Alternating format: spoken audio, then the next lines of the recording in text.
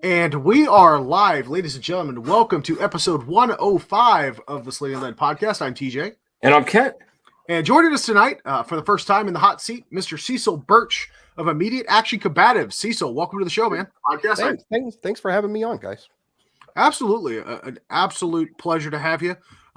Kent, I know, has been very excited for this episode, as have I, largely because Kent knows that we very rarely get to bring not just a shooter, but a jiu-jitsu practitioner on the show. So, yay, I've got a friend to talk to other than just Kent. So I can contribute. I'll try to live up to this. Outstanding. So, Cecil, one of the things, and I know you've seen a few other episodes, right? So one of the things that we like to ask all of our guests, especially their first time in the hot seat, is a way of introducing themselves to the world. Why don't you go ahead and tell us who the hell you are? So I'm Cecil Burch. This is my 43rd year of training some form of martial arts, some form of hand-to-hand combat. I started when I was a kid and I haven't stopped. I've always, since I first stepped on a mat at my local dojo down the street from my school, I haven't stopped. I've been training something under some coach somewhere. I've done the most ridiculous amounts of systems. Sometimes I look back at it and go, well, how did I have that much time free to waste it on some of this stuff? So many Chinese systems, Japanese, Korean. I spent probably a good chunk of the 80s and a good chunk of the early 90s in the Filipino and Indonesian martial arts. I thought that was the secret sauce. I thought that was going to be the little thing that made me, Yoda or something like that. And all of it's good. And I did a lot of stuff. I had instructor creds in a bunch of those systems. I started Brazilian Jiu-Jitsu in 1989.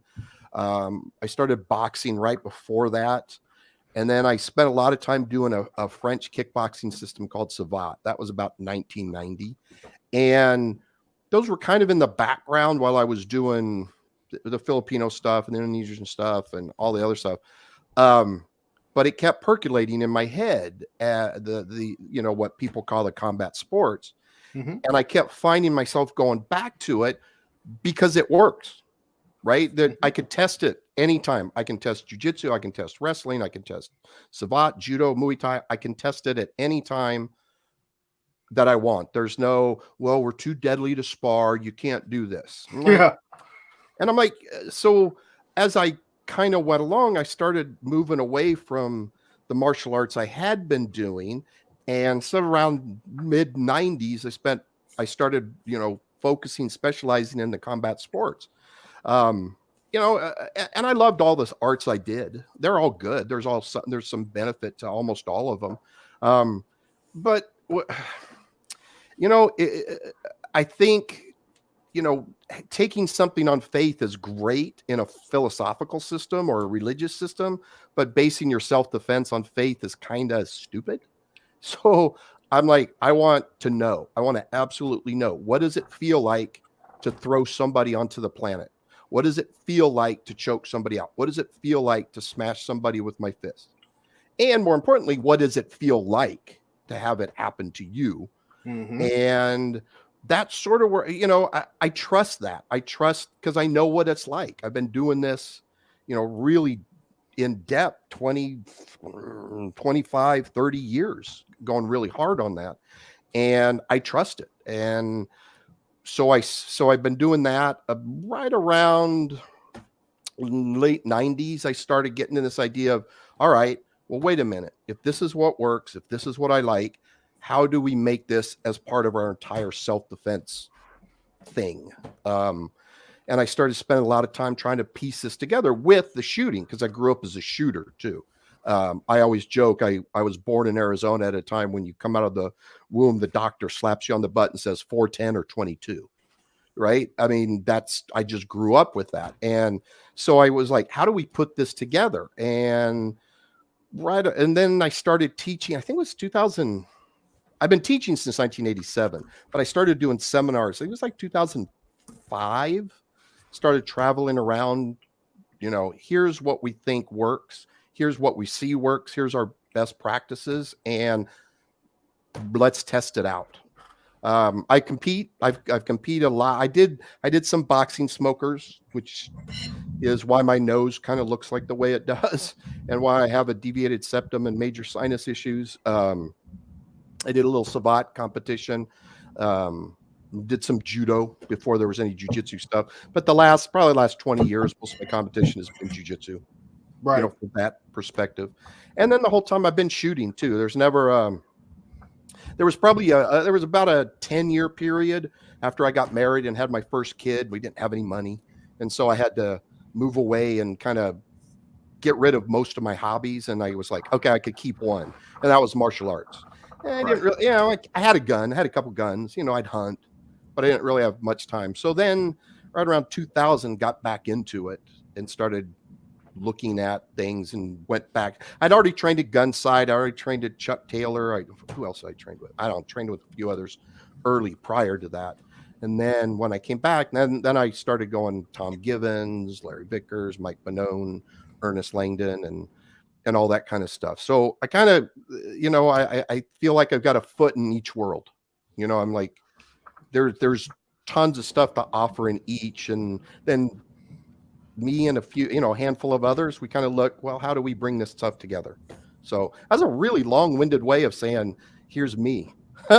No, that's fine, man. That's great. And for the record, in the description of this video, also will be in the description of the podcast version of the audio when we broadcast it. We have a link to your website, iacombatives.com. Okay. So that's Immediate Action Combatives. Yes. The tagline here is jiu-jitsu, pugilism. That's boxing for the layman in the room. Yeah. Edged weapons and contact pistol. Yeah. So looking at some of the flash videos you've got here, just the overall content looks like a very well-rounded, dare I say, close quarters combat or extreme close quarters combatives course curriculum that you have here, and we'll certainly dive into that as we get into the show. Sure. But it's been a hot minute since we've had a show. Kent, how are you doing? Man, I'm all banged up. I'm over here with my KT tape, arms hurting, too much shooting, too much lifting. I love, by the way, the resounding theme for all of us, right? So, Kent, you and I have both been on a weight loss journey for the last couple of years, right? I got into jiu-jitsu. You got into more physical activity. You do your bike riding and, of course, getting way more active in the shooting world and letting that be a bit of, physical fitness for you as well. Cecil, I'm sure you can attest to this. As we walk onto the mat or onto the range with our fingers and elbows and joints held together with tape and a prayer, I love what sports has done for my body. Yeah. So it's great. I mean, dude, it seems like, and there's always those guys in the gym that are perpetually broken. That's me. That's me. Yeah, we got one of our young black belts. He's in his 20s. I mean, absolute monster, right? Well, I fight with him on a regular basis, despite outweighing him by like 100 pounds. But he'll climb around me like a spider monkey. But every time I turn around, and not when he's fighting me, for the record, he's popping a rib, he's dislocating something, right? The guy is literally held together with 550 cord and duct tape. Yep. Love him to death. Great guy, but I am concerned for his safety. I just got to point something out. I can't get past this. It's bothering me. Cecil, I caught you in a lie. You said you've seen the show before. Yeah. And there's no way in hell you showed up wearing a tie if you've seen this show before. I don't know what we got going on here, but for the audio listeners at home, my man is way better dressed than he should be for this occasion. Hey, this is, we were planning on being, before 6 o'clock my time. So I just stayed at the office, and I'm like, I told my wife, I'm just going to do the podcast from here because the Wi-Fi is really good. So I don't really, I'll change when I go home. So you guys get the semi-professional Cecil. No, hold on, Kent. Let's point something else out. He fits in perfectly. The books, his library is painted onto the wall. Oh yeah, that's cool. Yeah. And there's a target in the background. Right. He's gonna do fine. Yeah. That's my cert pistol target for when I can get away from the phone and emails from clients long enough to run, 5 minutes of dry fire to keep me sane. I love it. I love it. It's nice to have an actual adult on the podcast. Welcome. Well, let's not get crazy about Yeah, that. there's no need for name calling, Ken. Yeah. You are now, by rights, you are now the adultier adult in the room. So congratulations, you are in charge. Oh my God, that does not bode well for the future. I'll tell you that much. Oh man, My wife will tell you I'm about 12 years old mentally. I think all of our wives are the same. Yeah, we all have the same wife. I think if we all got them into the same room together, one, they'd realize they're the same person, and two, that all of us are in fact 12. Yep. So no, that's good stuff, man. What about you, TJ? How you doing? Wait. Yeah, it's not even the outro, and you're interrupting already. Drum roll, please. My man here picked up his blue belt. Yes, I did. All right. Yes, as of last night, and just for point of reference, my wife did get hers before me. We always knew she was better. We just had to prove it. That's fine. Absolutely. And you will always carry that with you for the rest of time. She will always be senior to you, no matter what. That was before we even started jujitsu. We've been married 15 years. It's not a surprise. With that being said, it is something special. I of course I received a lot of kudos and congratulations from my fellow classmates in my team. But I am fortunate. We are all fortunate in my family because we all train together. That we have a gym of multi-time world champions. We have the current and reigning #1 women's black belt in the world.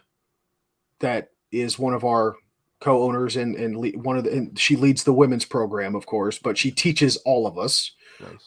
Among others. So when somebody like her, gives my wife her blue belt and is actively coaching her and working with her, it means something, right?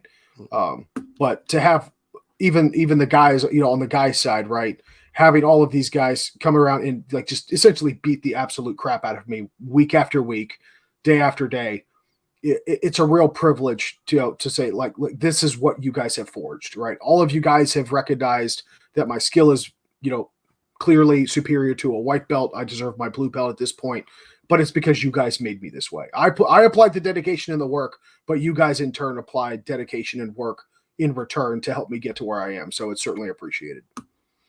So that's kind of the big revelation on my end. Plus side, work is starting to even out substantially. So more podcasts, more competitions, right? Hopefully the hiatuses, frequent breaks will start to come to a minimum. So we'll be able to bring all of you, our adoring fans and dozens of listeners, quality content week after week, time permitting. Bro, some people have hiatuses because they can't get off of drugs or get their ass out of bed. You have them because you've climbed the corporate ladder like it was a fucking elevator on speed dial and you became a blue belt. So, there's worse reasons in the world to take a break and work on yourself. So, don't hang your head on that shit, dude. All right. There. I was serious for 90 seconds, maybe. Okay. On to the jokes. I'll allow it. And your boys in the building, your kids in the chat. That's pretty cool too. Yeah, there we go. And he better behave himself. So Cecil, let's do the break yourself down, talk about the content, talk about what you're offering folks. Let's get the work done first, and then you guys can have fun and talk about jiu-jitsu for the rest of the night, which is what everybody really wants to hear. So you're operating immediate action combatives, which is in its 10th, 15th year? 17th year, I think. Okay. And you're a fellow range master instructor, yes? Yep. I got instructor, shotgun instructor, and advanced instructor. Cool. Not yet master yet. I'll do that sometime, hopefully in a year or two. Yeah, I was scheduled to go to it, and then I didn't, and then things didn't work out so well. So, but so we share that in common. But you've been teaching the gun thing for a hot minute. and you've been a forget, and like everybody knows this already, and I know you do too, but vernacular isn't my strong suit. I'm not good on military acronyms. I'm not good on, if I call you coach when I should have called you professor. Oh, I don't care, dude. I don't like, care. Please don't like come hurt me. Dude, that whole thing just I mean, seriously though, I mean, the Brazilian thing, one of the things I liked about it in the early days was that it is fairly relaxed. It was only later, as it started to get a little more popular, late 90s, early 2000s, you had this weird thing start to happen with some of them where like they were starting to treat it like a traditional martial art.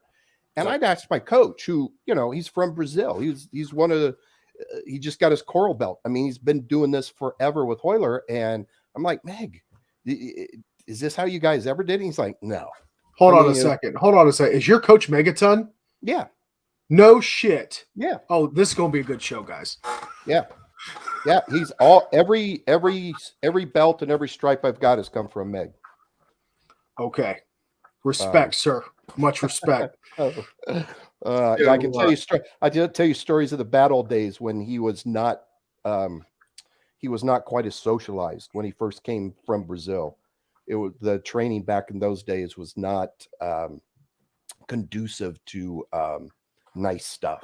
Yeah, the kindler, gentler society that we have today. Yeah, it's I because I run the fundamental curriculum at his gym, and sometimes I just yell at the white belts and blue belts, and I get, because they'll be like, I'm working so hard, this is so tough, and I'm like, get out of here. You don't have the faintest idea to know what it's like when Meg is trying to kill you. You're convinced he wants to kill you.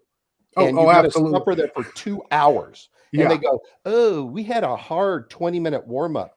You know what? Get out of here. Our warm-ups were an hour minimum, because he wanted you to be completely wiped out before you rolled or learned technique.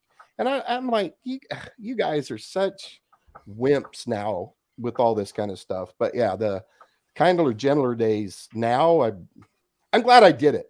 I'm glad I survived that, because there's nothing bothers me anymore. I don't care who walks in the gym, some 350-pound dude, with tats all over his face. And so I don't care. Let's go. I don't care. Let's roll. I've already been through way worse than you guys could ever do. Same with stuff. I look at guys. Ooh, Cecil, are you scared of that guy, or that guy looks scary? And I'm like, nah. You know who I'm scared of? I'm scared of that 25-year-old IT guy who has no wife or kids, no responsibilities, and when he's not at work, he's spending all his time at jiu-jitsu. And he's like a 4-stripe purple belt. That's who I'm scared about with. Oh yeah. All right. So you just led me into a question. Okay. And let's talk about the adult learning theory implications of wiping somebody out before you teach them something. Yeah. So Meg's thought this is early days, 93, 94, was he didn't want you to use any attributes to do jujitsu, right? He didn't want you to smash your weight. He didn't want you to have great cardio. He didn't want you to be so flexible or that you were bigger or stronger, had a better grip than the other guy you were rolling with, that you had to learn the technique, the mechanics, the leverage, and then apply that. Then when you have to use the attributes, they're turbocharging. They're not a replacement for skill in the technique, right? So you were your legs were jelly, your arms were jelly. So for you to pull off that sweep, for you to pass that guard, for you to choke somebody, it had to be mechanically perfect every single time. Because if you didn't, you'd just be like, blah, I can't do it. But then when you do a competition or, whatever, then you go and you're at somewhat high level of physical stuff. You're never at 100%. I learned that years ago. You're never at 100% when you compete. But if you're pretty good, so you have good technique, but now you can use your grip strength or your size or your reach or your flexibility, or you've got a great gas tank. but you're not relying on those. And I still believe that to some extent. I don't run my warm-ups quite as tough as he always did. And our warm-ups are always like jujitsu motions. They're not push-ups, sit-ups, that kind of stuff, or they're just not running around. It's let's do jujitsu motions to warm up. But again, I still want them kind of a little, I don't want them perfectly 100%. You know what I mean? Just, I want them to listen to what I say and go, there's a reason I want you to grip like this. Or there's a reason I want you to control this way. Or there's a reason I want you to be in this position to do this. Because look how much easier it is than when you do it wrong. And you can feel that. You can feel that more. Yeah, I just think back then Meg took it to such a horrific extreme. I heard stories when he would do seminars back in the 90s. You know, he'd do a 3-hour seminar. In a seminar, he would do a one hour warm up. And I'm like, oh my God. I kind of get it when he's trying to kill us weekly, you know, in class, but at a seminar, he was hardcore. He was hardcore. Okay, so it wasn't so much about information retention; it was about the perfection of technique under duress. Yeah, because absolutely. The thing with jiu-jitsu is it has to. There's no way you can think while you're doing this, especially the higher the level you go. Yeah, brand new white belt going with a brand new white belt, whatever. But as you start to get up, things are happening way too fast. I always say, you know, the most complex, the hardest type of fighting is any kind of entanglement, standing on the ground, because things change in the blink of an eye. Like if we're in a gunfight at 10 yards and I move my elbow an inch, is it really going to affect the gunfight? Probably not. But moving my elbow an inch in an entanglement, that's life and death. And, you know, and that happens. I move my elbow like that. So you don't have time to process information and go, oh, he just shifted this way. Therefore, I will use technique 37B against him. It becomes, your body feels it, right? Your body feels, oh, he's doing this. And then you got to go. So everything is that you just have to move when the position and pressure allows it. Would you classify it as kind of a forced setting of automaticity to a certain level? Yeah, that's probably a good way of putting it. Yeah, that's probably a good way of putting it. Okay. It's the simultaneous opening of browser tabs. Making people run all the browser tabs at once. Nobody knows where the music's coming from, and then what's on tab number 7. Go now. Right. Yeah. That's gun school too. There's a lot of similarities. All right, well, first of all, teaching anybody anything, there's similarities. But, for sure, absolutely. So what I'd like to, the bridge I'd like to draw. Number one is like teacher to teacher, right? There's always that. How do you convey any useful information to anybody? You know, so I'd like to kind of draw the gun audience into the jiu-jitsu mindset and school kind of methodology and see where there's a lot more similarities than they may realize, right? Because at the end of the day, you're learning a physical skill set. Right. Yep. So did your time, you picked up the gun school thing and the jiu-jitsu school thing, and you've been running them kind of simultaneously, right? Yeah. How much do you find yourself drawing from the same well of experience to convey both concepts? Oh, everything's jiu-jitsu to me. So the reason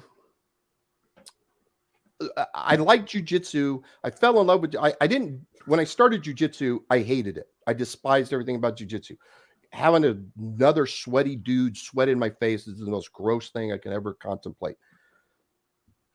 But I did it to check that box, right? Well, what if my instructor at the time was, what if you find yourself on the ground?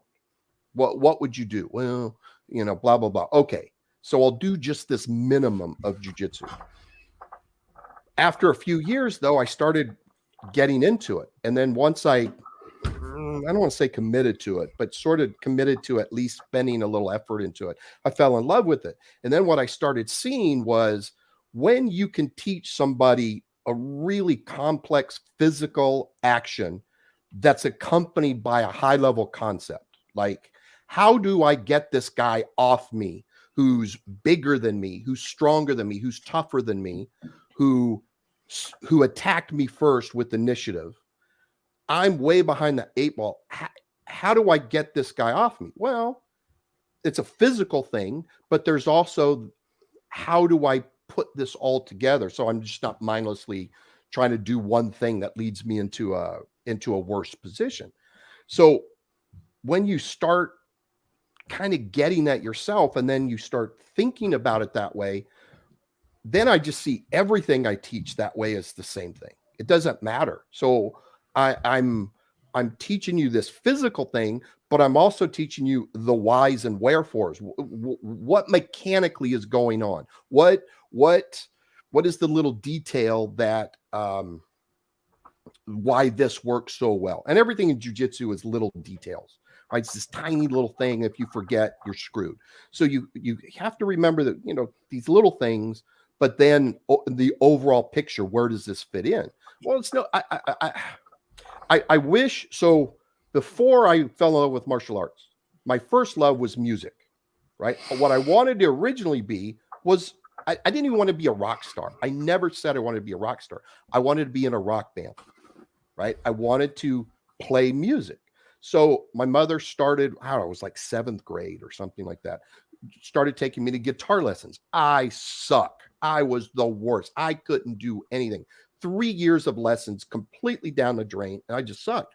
Now I think back and go, if I understood what I understand now, I'd be a good guitar player. Maybe not enough to play in a band or anything, but I would know how to learn, how to practice, how to do stuff with guitar playing. And it's all from jiu-jitsu. Because what if you've ever taught anybody a jiu-jitsu move and they get it, you're like, whoa.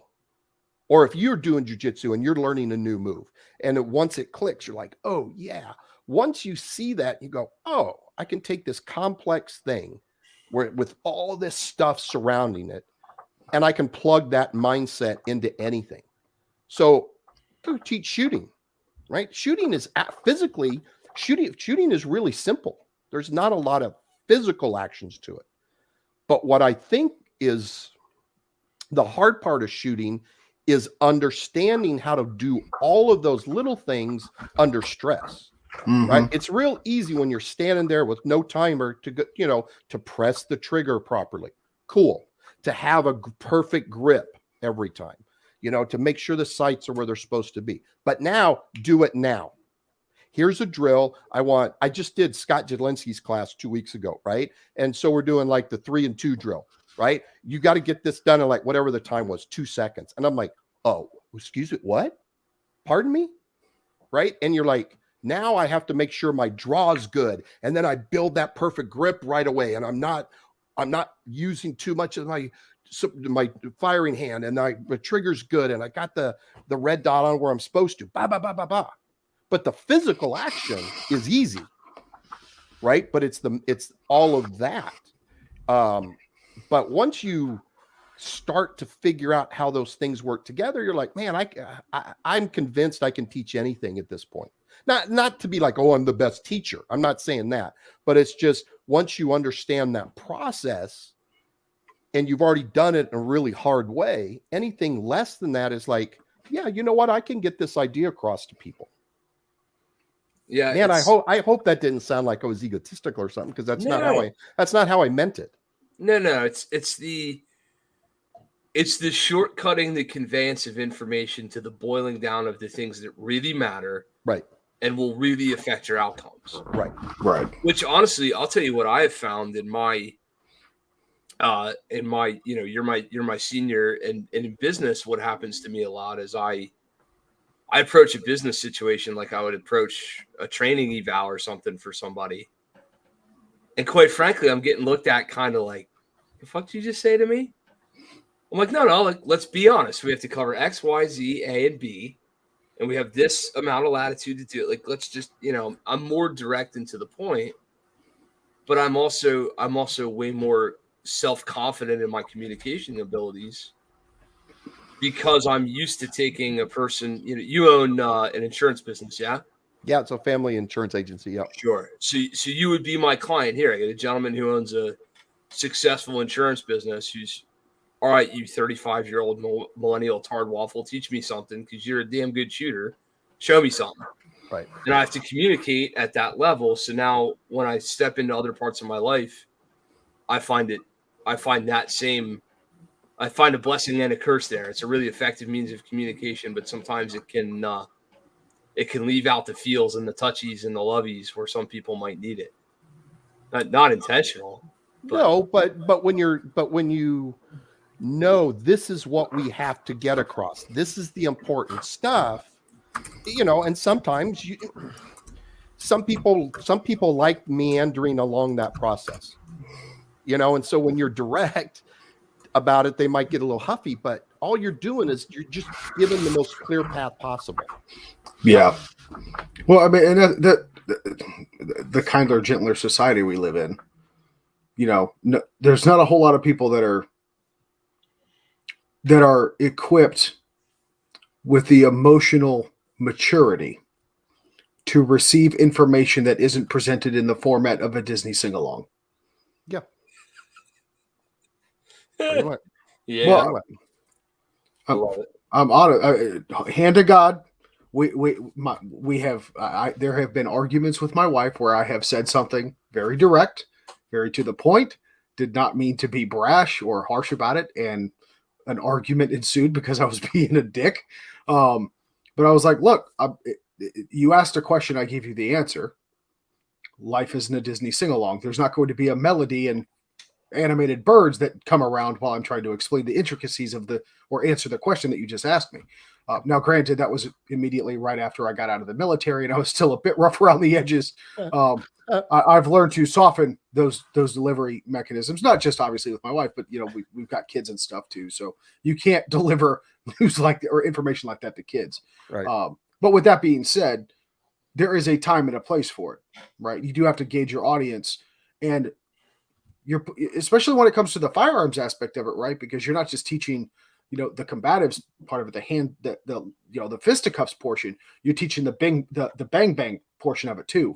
Yeah. And somebody that might actually perform well and receive that direct feedback on the mat may not receive that direct feedback and input on the range, probably because they're at least mature enough to realize that what they're doing is probably far more dangerous, just overall environmentally consider, all environmental considerations, right?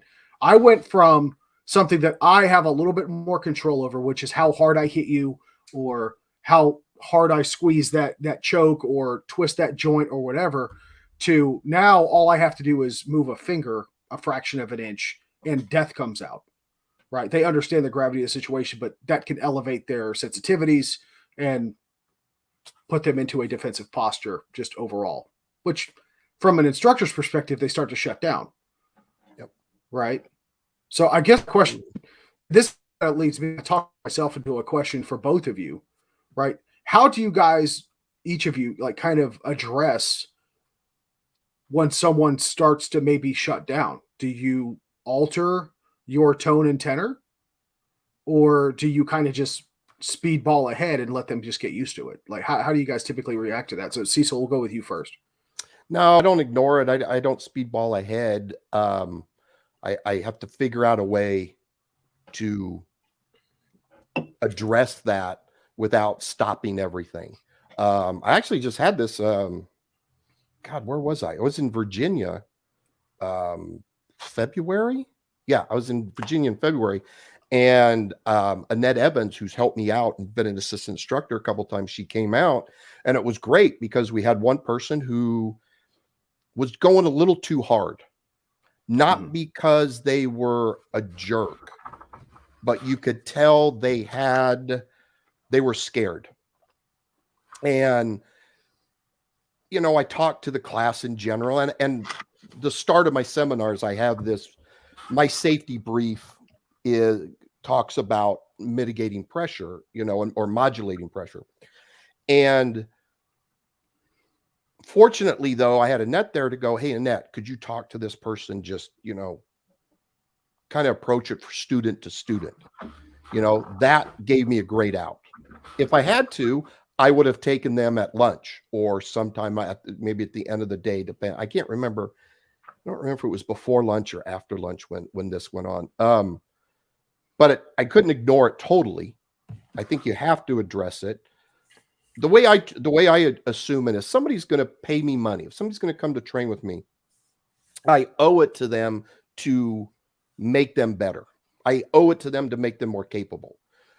So I have to figure out a way to reach that person. You can do it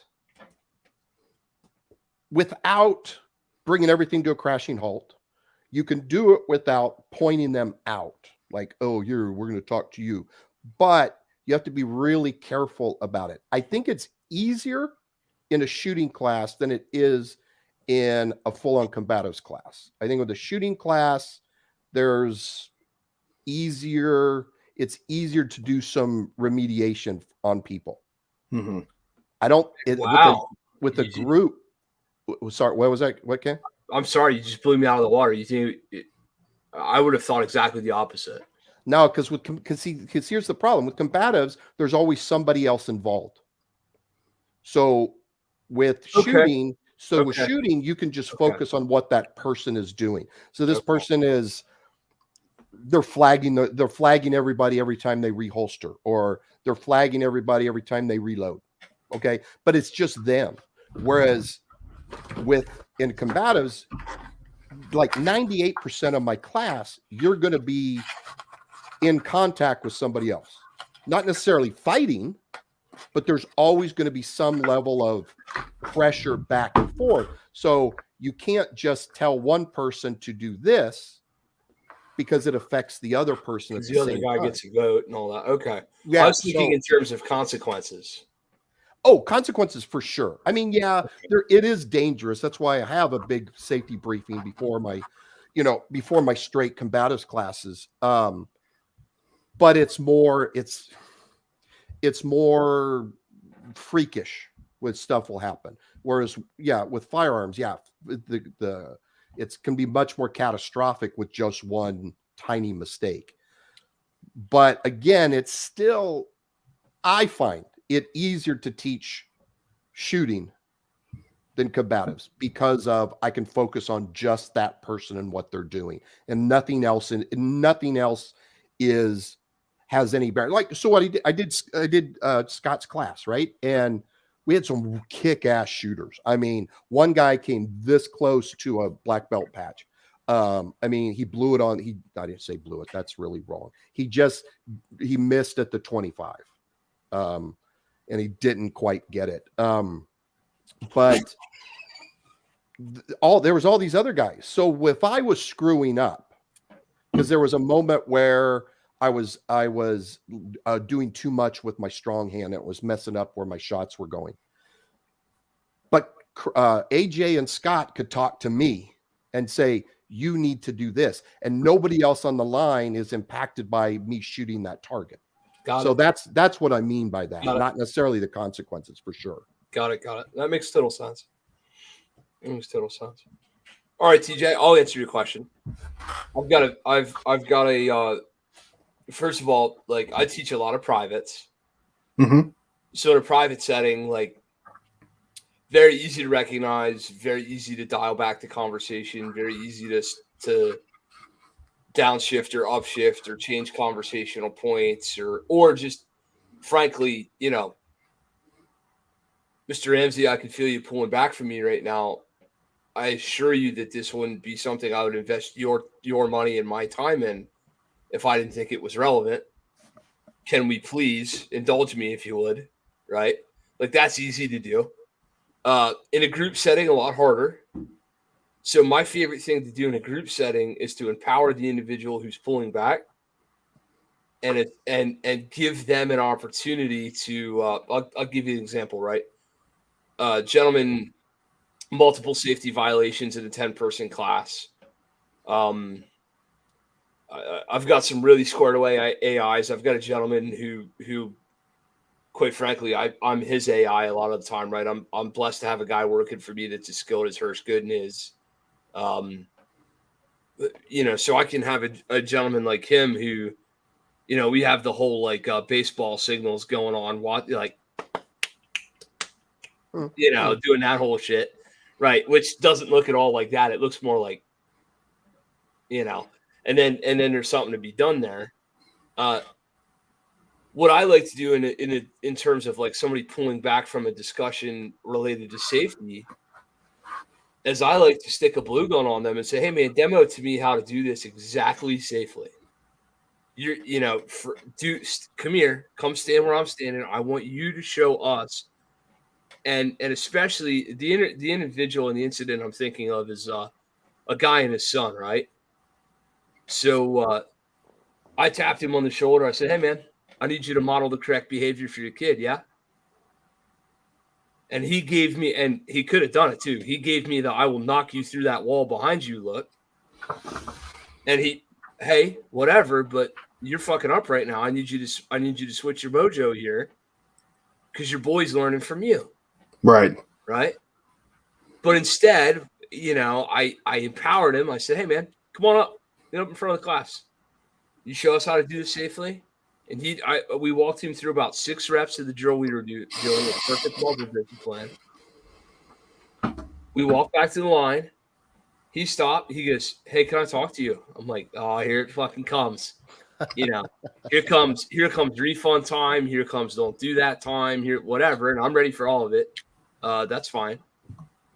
And we did the whole like, which meant Hirsch, take the line, please, while I go talk to this gentleman. And he goes, hey, real quick, my bad. I'm sorry. What line? He goes, no. Like, you had to do a lot of mental gymnastics to get something basic through my head.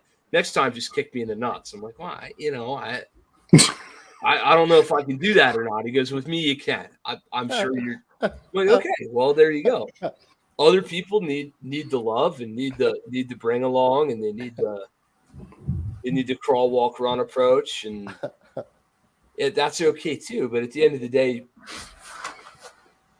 I'll admit that in my earlier years of doing this, I probably missed some of the earlier cues, right? Like the earlier you catch it, the earlier you realize, the earlier you learn to read body language, the quicker you are on recognizing the dropping of eye contact and some of the other like anybody who's negotiated for a living ever for 5 minutes could figure it out. Go ask a car salesman about body language. They'll write you a book. So as you start to figure these things out, you start to catch it coming a lot earlier. So a molehill can stay a molehill instead of turning into a mountain. Right. Okay. So I like that. But you do it too, man. I mean, you do it with people in business. You do it with people in life. And I just think that being honest in communication is the biggest piece of it. Yeah. I have learned that in my professional career, at least. Now, granted, I'm not a professional instructor like either of you.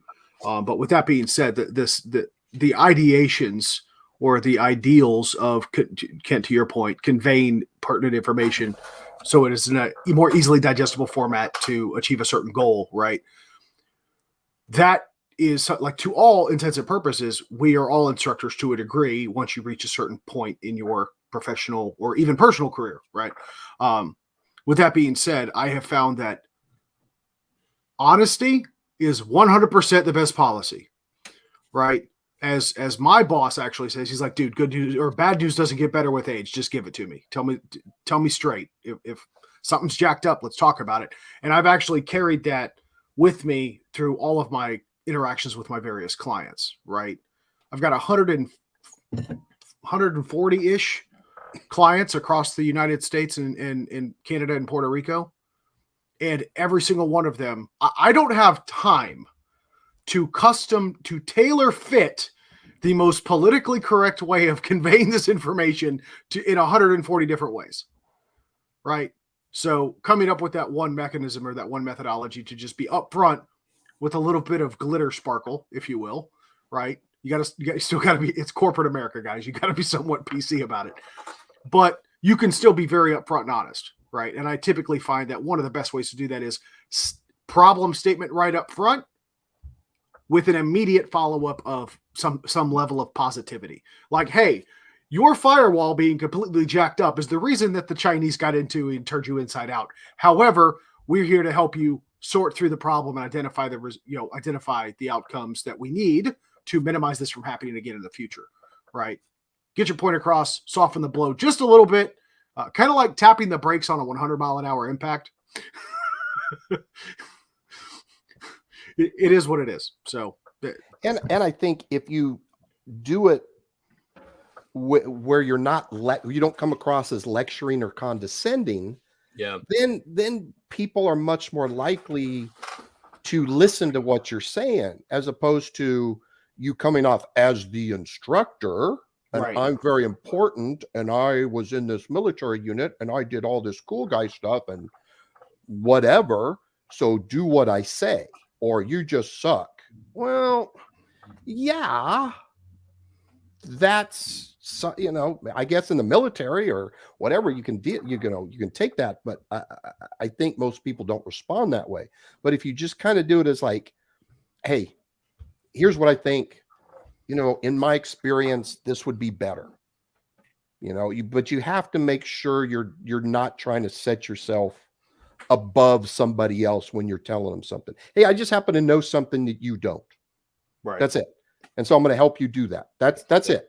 I'm not any better than you. I'm not any, you might be a more successful human being because, God knows I study with a lot of martial artist guys who are not good human beings or successful human beings, but they could fight.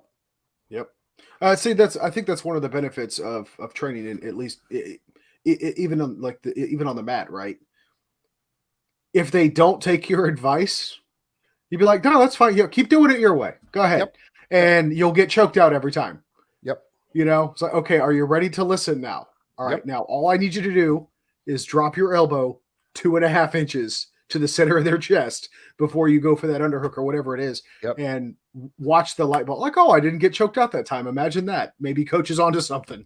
We had a blue belt one time who insisted that his secret move was what Meg calls a suicide choke, where you do like essentially a baseball bat choke from the bottom, from Sykin, where the guy's passing your guard and you get him in that inverted baseball bat choke, and Meg calls it a suicide choke.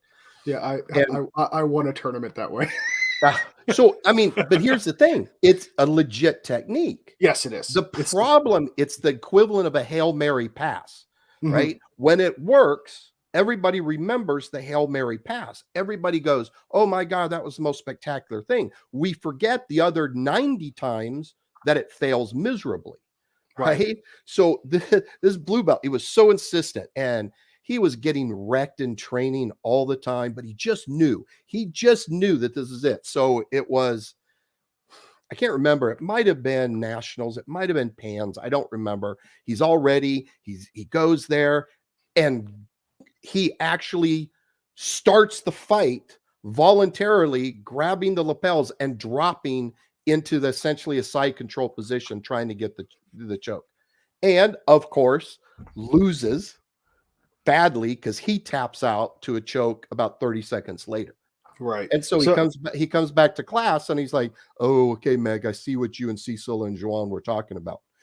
Duh. Yeah.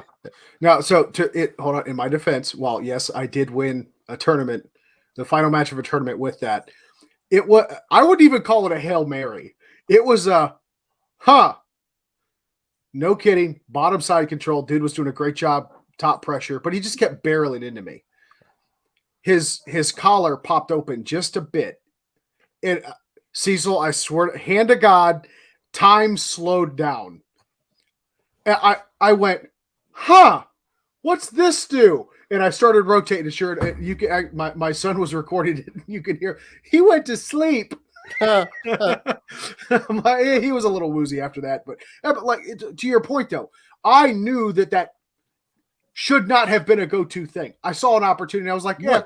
screw it. Why not? You Right? didn't game plan it to use it. No, It not was at there. all. It was there in the moment because your opponent made a mistake and you recognized and took advantage of it. Those are Right. two completely different things.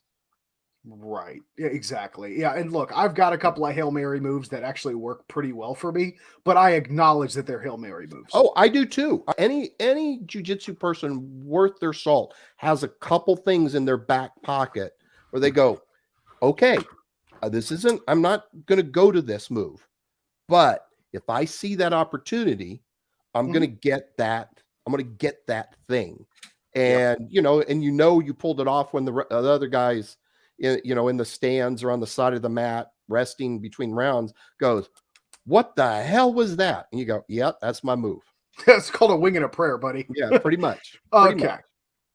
So real quick, I wanted us to get back into the courseware, right? So I'm looking at I've got your website pulled up. Okay. So just to kind of give everybody a preview, there's a very, very good description of each of these, right? But looking at your course offering, so right up at the top, we've got immediate action combatives. Of course, I want to hear more about that. Yep. Let's see. Then we get into close contact handgun. Yep. Let's see here. Critical skills combatives. Yeah. Single day course, which sounds cool. Yeah. Let's see. Topics covered. And then confined urban combatives. Yeah. Right. So I guess in kind of a nutshell, which one of these, like if I were only going to say, if I were going to say, Cecil, we're going to, I want to come to one of your classes, take into account anything that you know about Kent or I up to this point, right? What's something that you would recommend that like any Joe Blow off the street come to from your course? My main coursework, the one I probably spend 80% of my seminars teaching, is my immediate action combatives 2.5-day course, or 2 days and 3 hours on a Friday night. So not quite 2.5 days. That's my foundational stuff. That's sort of you don't know anything about hand-to-hand stuff. You find yourself punched by surprise, grabbed by surprise, or you find yourself on the ground through no intent of your own. What do you do? How do you survive that and at least get to a situation where you're able to take the fight back to the guy? So that's most of it. The critical space, the 1 day class is basically just that condensed down to 1 day. Mm-hmm. When somebody tells me, hey, we can only bring you in for this, or you only got time for this, what can you do? And it's sort of like, I got to cram 2.5 days into one, which means we don't get nearly the reps. We don't get nearly the training time to cover the stuff, but you still get a pretty good overall picture. And then the confined space combatives, that's literally that coursework in messed up situations. It's in a bus, in a subway, in your car, in an airplane seat, in a restaurant booth, at a Starbucks sitting at the table. It's all of that basic immediate action combatives coursework combined when now the environment really messes you up. What do you do? You're attacked in a public restroom, which is so gross to contemplate, but it can happen. And so that I don't run very often because it requires like really good environmental stuff. Like I did it last year in Denver, and it was a Denver cop who hosted me, and she was able to get us a house that the SWAT team uses. So we're fighting in beds, we're fighting in couches, we're fighting in kitchens, we're fighting in closets, all that kind of stuff. Oh, and she got us use of a school bus. So we did that too. But all the students, we did the 1 day critical combatives course the day before for any new people. But most of the people who had done it had already done my full coursework. And so now it was just like, how do we apply this when we're, like seated, right? Yeah. And the guy's on top of us. We're in a couch. Yeah. Less than ideal situations. Right. And then the close contact handgun, that's actually, I really like teaching that class. That's basically how not to get into a fight. That's the bulk of that is managing unknown contacts, Craig Douglas's paradigm. And that's what we do. So it's 4 hours on Friday night, and it's basically muck. We go super deep. It's actually a deeper dive than Craig can do because in ECQC or EWO, he's got all this time, but he's got to cover 18 million things. So I'm just pulling the slice out so we can go deep into just repping muck. Whereas like with ECQC, you get about an hour of muck-ish, hour and a half. Me, it's 4 hours. Then we come back Saturday morning and we do a couple hours of live fire, shooting from retention, shooting from a compressed position, understanding what appropriate extension and compression based on the proximity of the threat actually means. And then after that, from about 11 a.m. to about 6 o'clock at night, we're doing force on force stuff with UTMs. But the goal of the class is not to go to the UTMs. The goal of the class is to take care of this and not get into a violent encounter. But unfortunately, everybody likes to shoot. As soon as you give them a UTM I'm shooting gun, something, goddammit. yeah, and here's 5 rounds in the magazine. People want to shoot other people, absolutely. And I'm like, guys, your goal should be walking through any of these scenarios, and that gun stays concealed, and the other guy never sees you pull it. That's ideal, but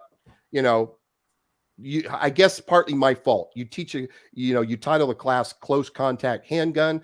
People want to shoot a handgun. So I get, I guess that's my fault, but you should call it how to be a good human. If I thought I'd get any students for that, that's what I'd call it. I like it. Wait, I just got a great Kent. New course offering, everyone gets a puppy.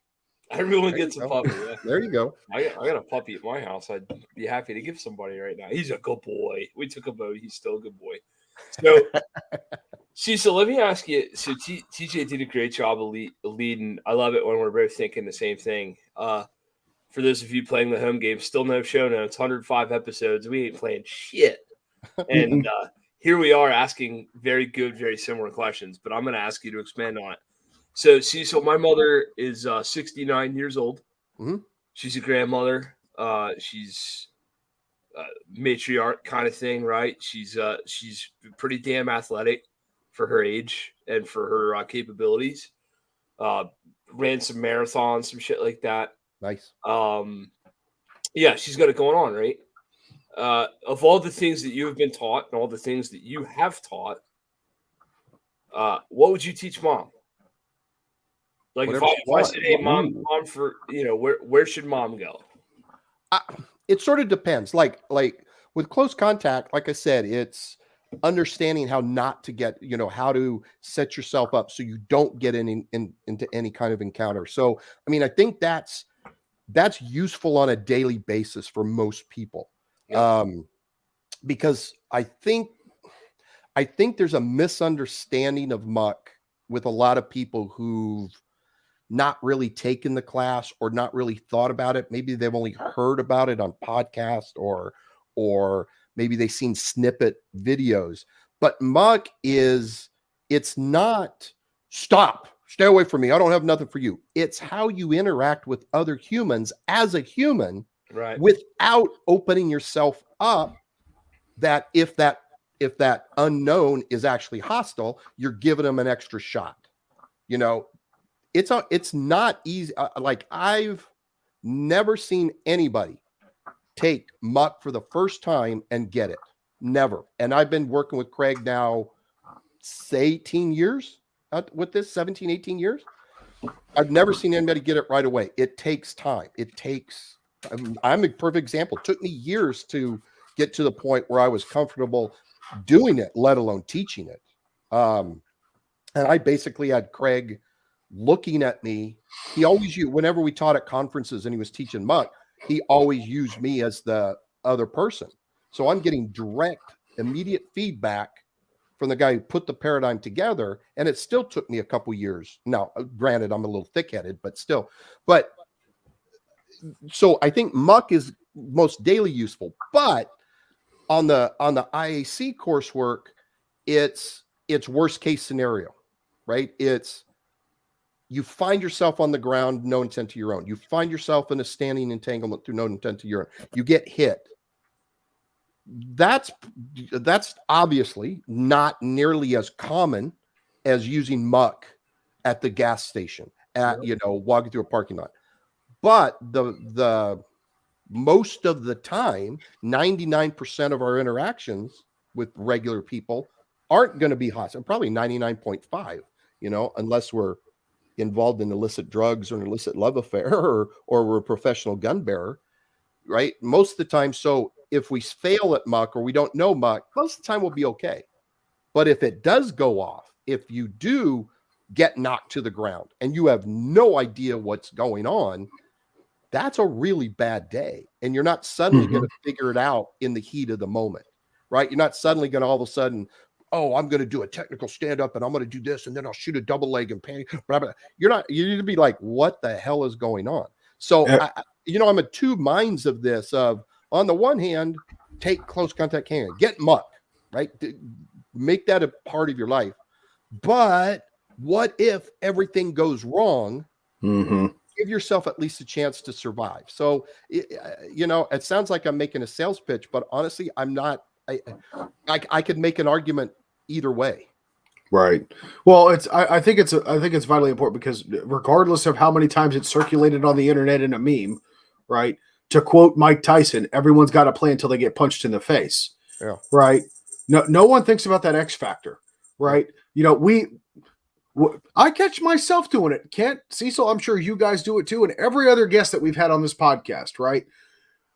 You go into a restaurant, you sit facing the door or facing a major ingress and egress point of the facility, right? You are watching people's hands, eyes, hips. How are they moving? Are they clearly hiding something? You're analyzing every situation, trying to predict and how you would respond in a given situation. If someone kicks the door in and starts robbing the joint, I'm going to do X or I'm going to do Y.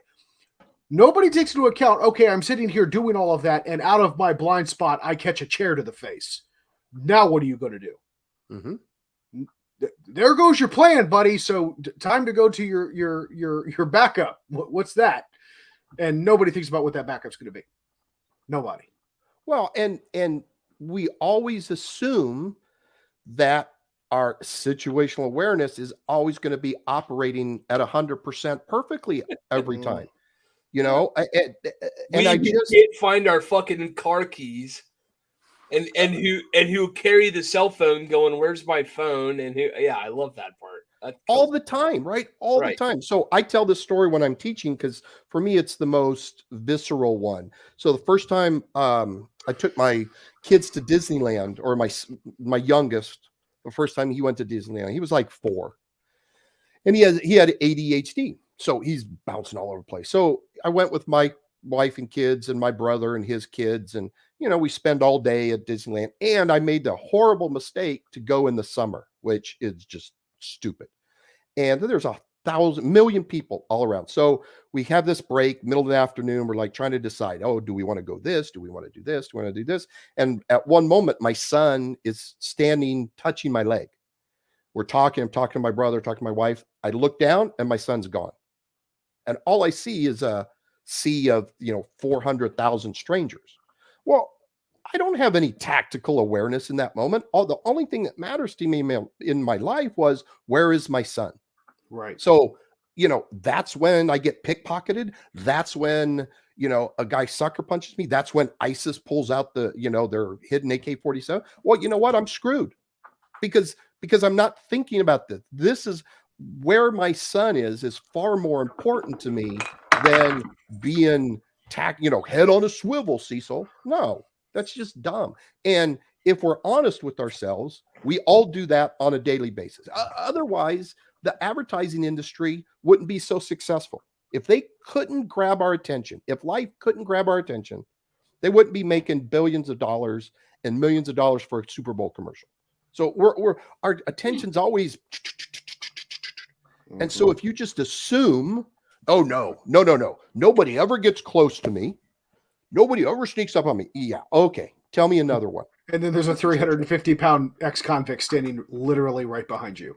Exactly. And they don't ever know it. And it's just, you kind of have to, the way I always approach things is I want to be ready and I want to be able to deal with where that's why I say I start my own training as well as my teaching. Worst case scenario, we've screwed up. We screwed up here, and here. And now, oh my God, I'm on the ground. And bad guy is still continuing what he was doing to put me on the ground. Okay, let's figure it out. What can we do from there? You know, or he's grabbing onto me, or he's throwing sucker punches. He's grabbed my shirt and he's thinking he's in a hockey match, hockey game, and he's starting to pound on me. Whatever. Deal with those. At least have a shot at having some kind of robust, reliable, replicable response in that situation, because you're not gonna figure it out in the heat of the moment. It's just impossible. Something as simple as shooting a gun. How many people have you guys seen come brand new to shooting a gun, does everything correctly? It doesn't happen. It doesn't. And that's a simple thing. Wait. A little kid with a squirt gun. Yeah, he's got probably got a good trigger press, right? You give a 5-year-old a squirt gun, that kid will fuck you up. That's true. That's true. But then it doesn't help that they make up the rules as they go along. When the hell did we get deflector shields? Yeah, exactly. But we become adults and we lose that ability to do that kind of stuff, and we make those mistakes. So right. I like the I like the similarities. I like the, because I think of things worst case scenario too, right? And I don't know. I guess I'm the only guy who goes to Thursday night IDPA practice and then eats chicken wings at the bar with his buddies with his gun and compress ready while I'm clearly like with his back to the wall and everything else, right? Like that makes total sense to me. Right. I think the idea that what's always plagued me and what's always been funny to me is the idea that, well, on this, the second worst day of your life, because a lot of us have had like real bad days, but the day some shithead decides to make it your day. Yep. Newton just fucked you. You just got struck by 3 freaking lightning strikes. Yep. And there's a drought and a hurricane. Yep. Right.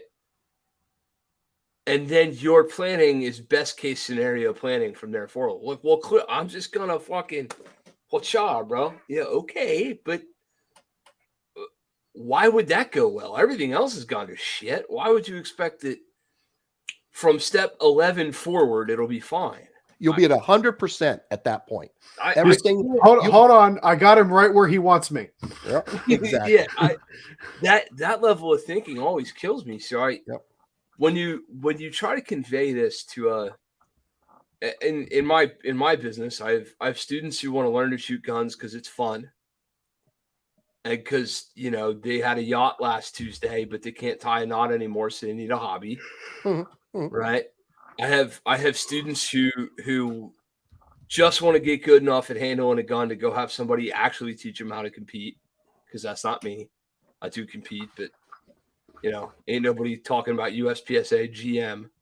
So, and then I have students who are like, hey, I really want to learn how to do this because, let's be honest, because I'm scared. Right. Fear is the motivating factor. Fear is what gets you on a mat. Fear is what gets you in a range. It's not you're not there because you think the world is a super smiley, happy place. That's exactly right. You're there because at some level you are afraid. And I'm terrified. There are things in this world that I cannot afford to lose. So I'm willing to come listen to you yuckleheads tell me how to fix this. Tell me what I can do. Yep. And 100%.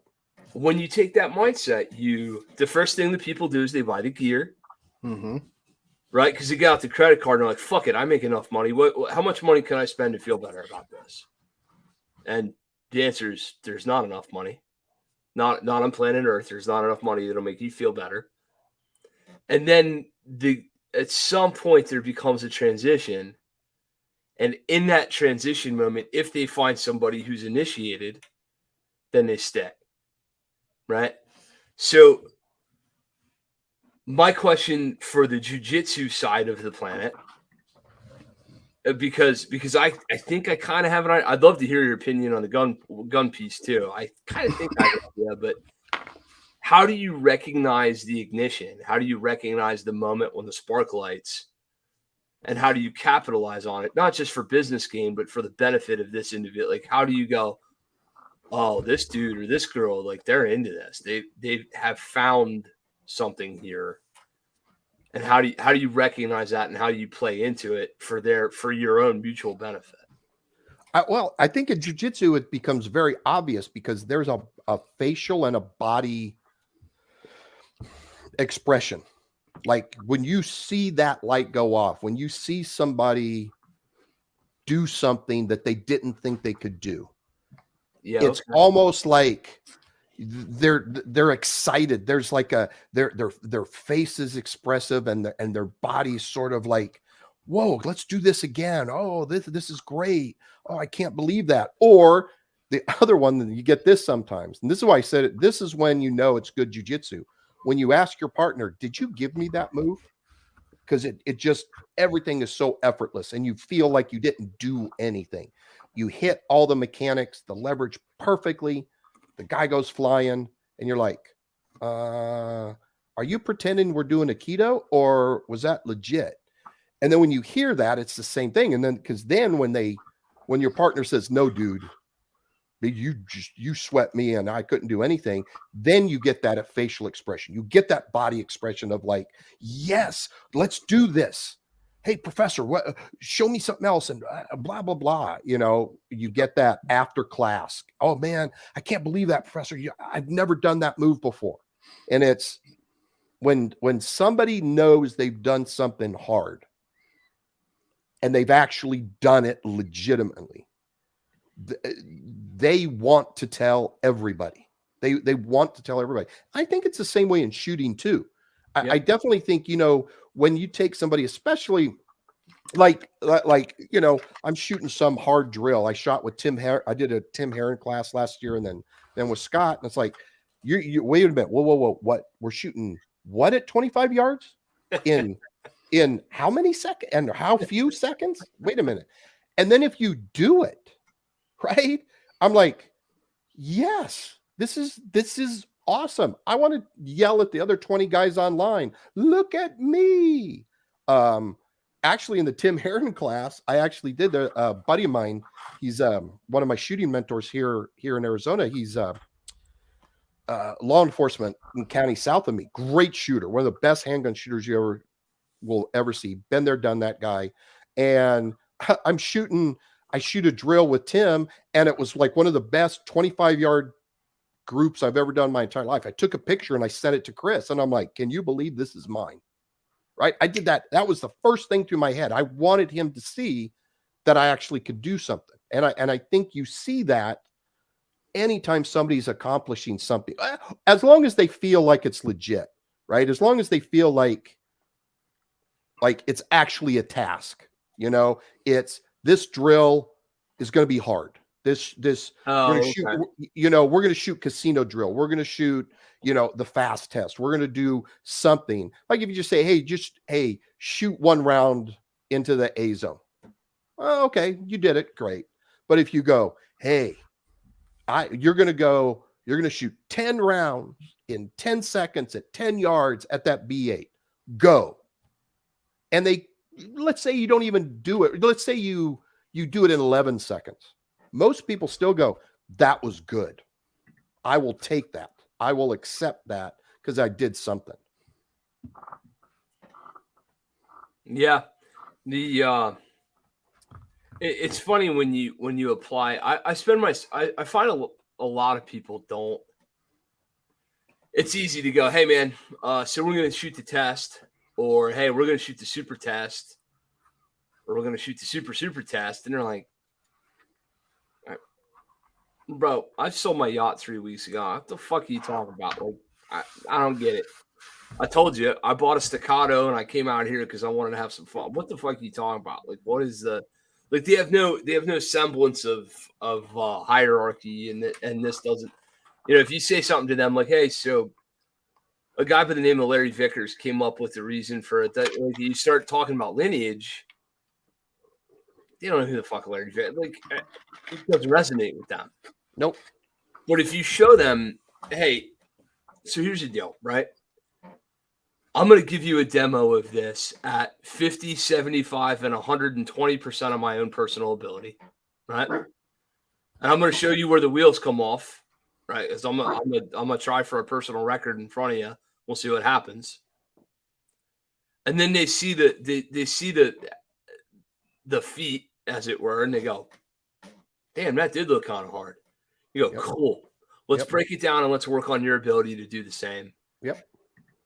And then by the end of a let's say a 2-hour private lesson, this is literally just, I mean, we just played this game tonight. I'm just working with a guy on his ability to regrip the pistol after doing something else.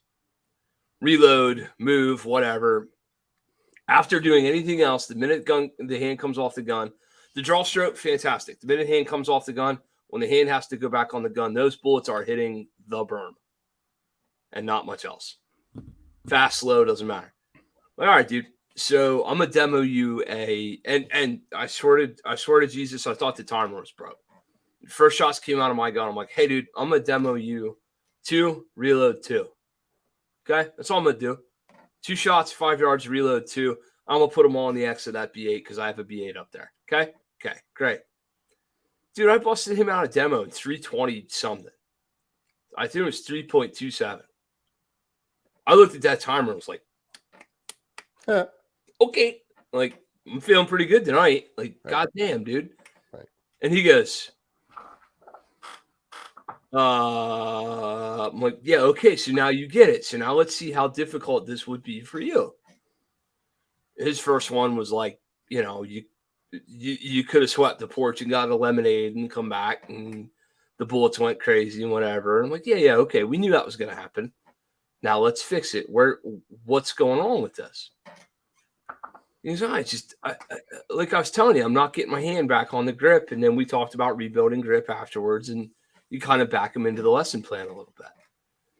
And I can imagine it would be the same thing for you, where you show, you know, here's the end result that you're trying to, you want this choke, or you want this body positioning, or there's a reason you want to be here. Now, how did you end up here, and work your way backwards? Yep. So what, Another question from the chat here. I love it when the chat jumps in. Teresa Kelly of Apache Solutions, the brains behind the operation. Is that Tim's wife? That's Tim's boss. Thank you very much. He's Okay. the brains of the operation, the whole thing. He's over there. Okay. There should be a little bit. There's 3 of them in North Kakalaki watching this on a computer right now, and he's dying hearing me say, "Yeah, that's the boss." Anyway, Teresa Kelly says, how many of your students have had to use your teachings in the real world? Oh, wow. A lot by this point. But I'll tell you, and some have used it, you know, the way it's designed, fighting. Ask Ashton Ray one time. He had a situation with a dog. And he was kind enough to give me props for it, even though he did all the work. But what I'm actually most proud of for people using what I'm doing is either to get them through a bad situation or help them from going into a bad situation, you know, giving them some emotional intelligence, maybe some emotional stability. First time I had that happen, it was a police officer, and they had been shot. Basically it was a guy driving through the city shooting, and they had blocked him off where he was supposed to be, but as he drove by, he was shooting like an AK pistol.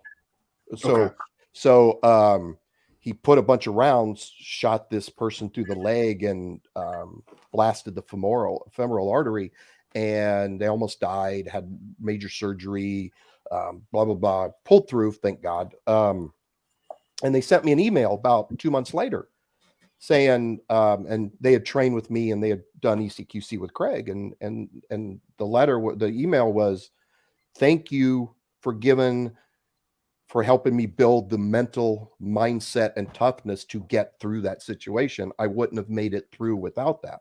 And I'm like, that's better than the fact that this person choked somebody out or slammed somebody to the ground. You know, I like that. I've had a number of women who've been victims of sexual assault, sexual trauma. And I've had people in the debrief afterwards, some of these women say, you know, this class has completely changed my life.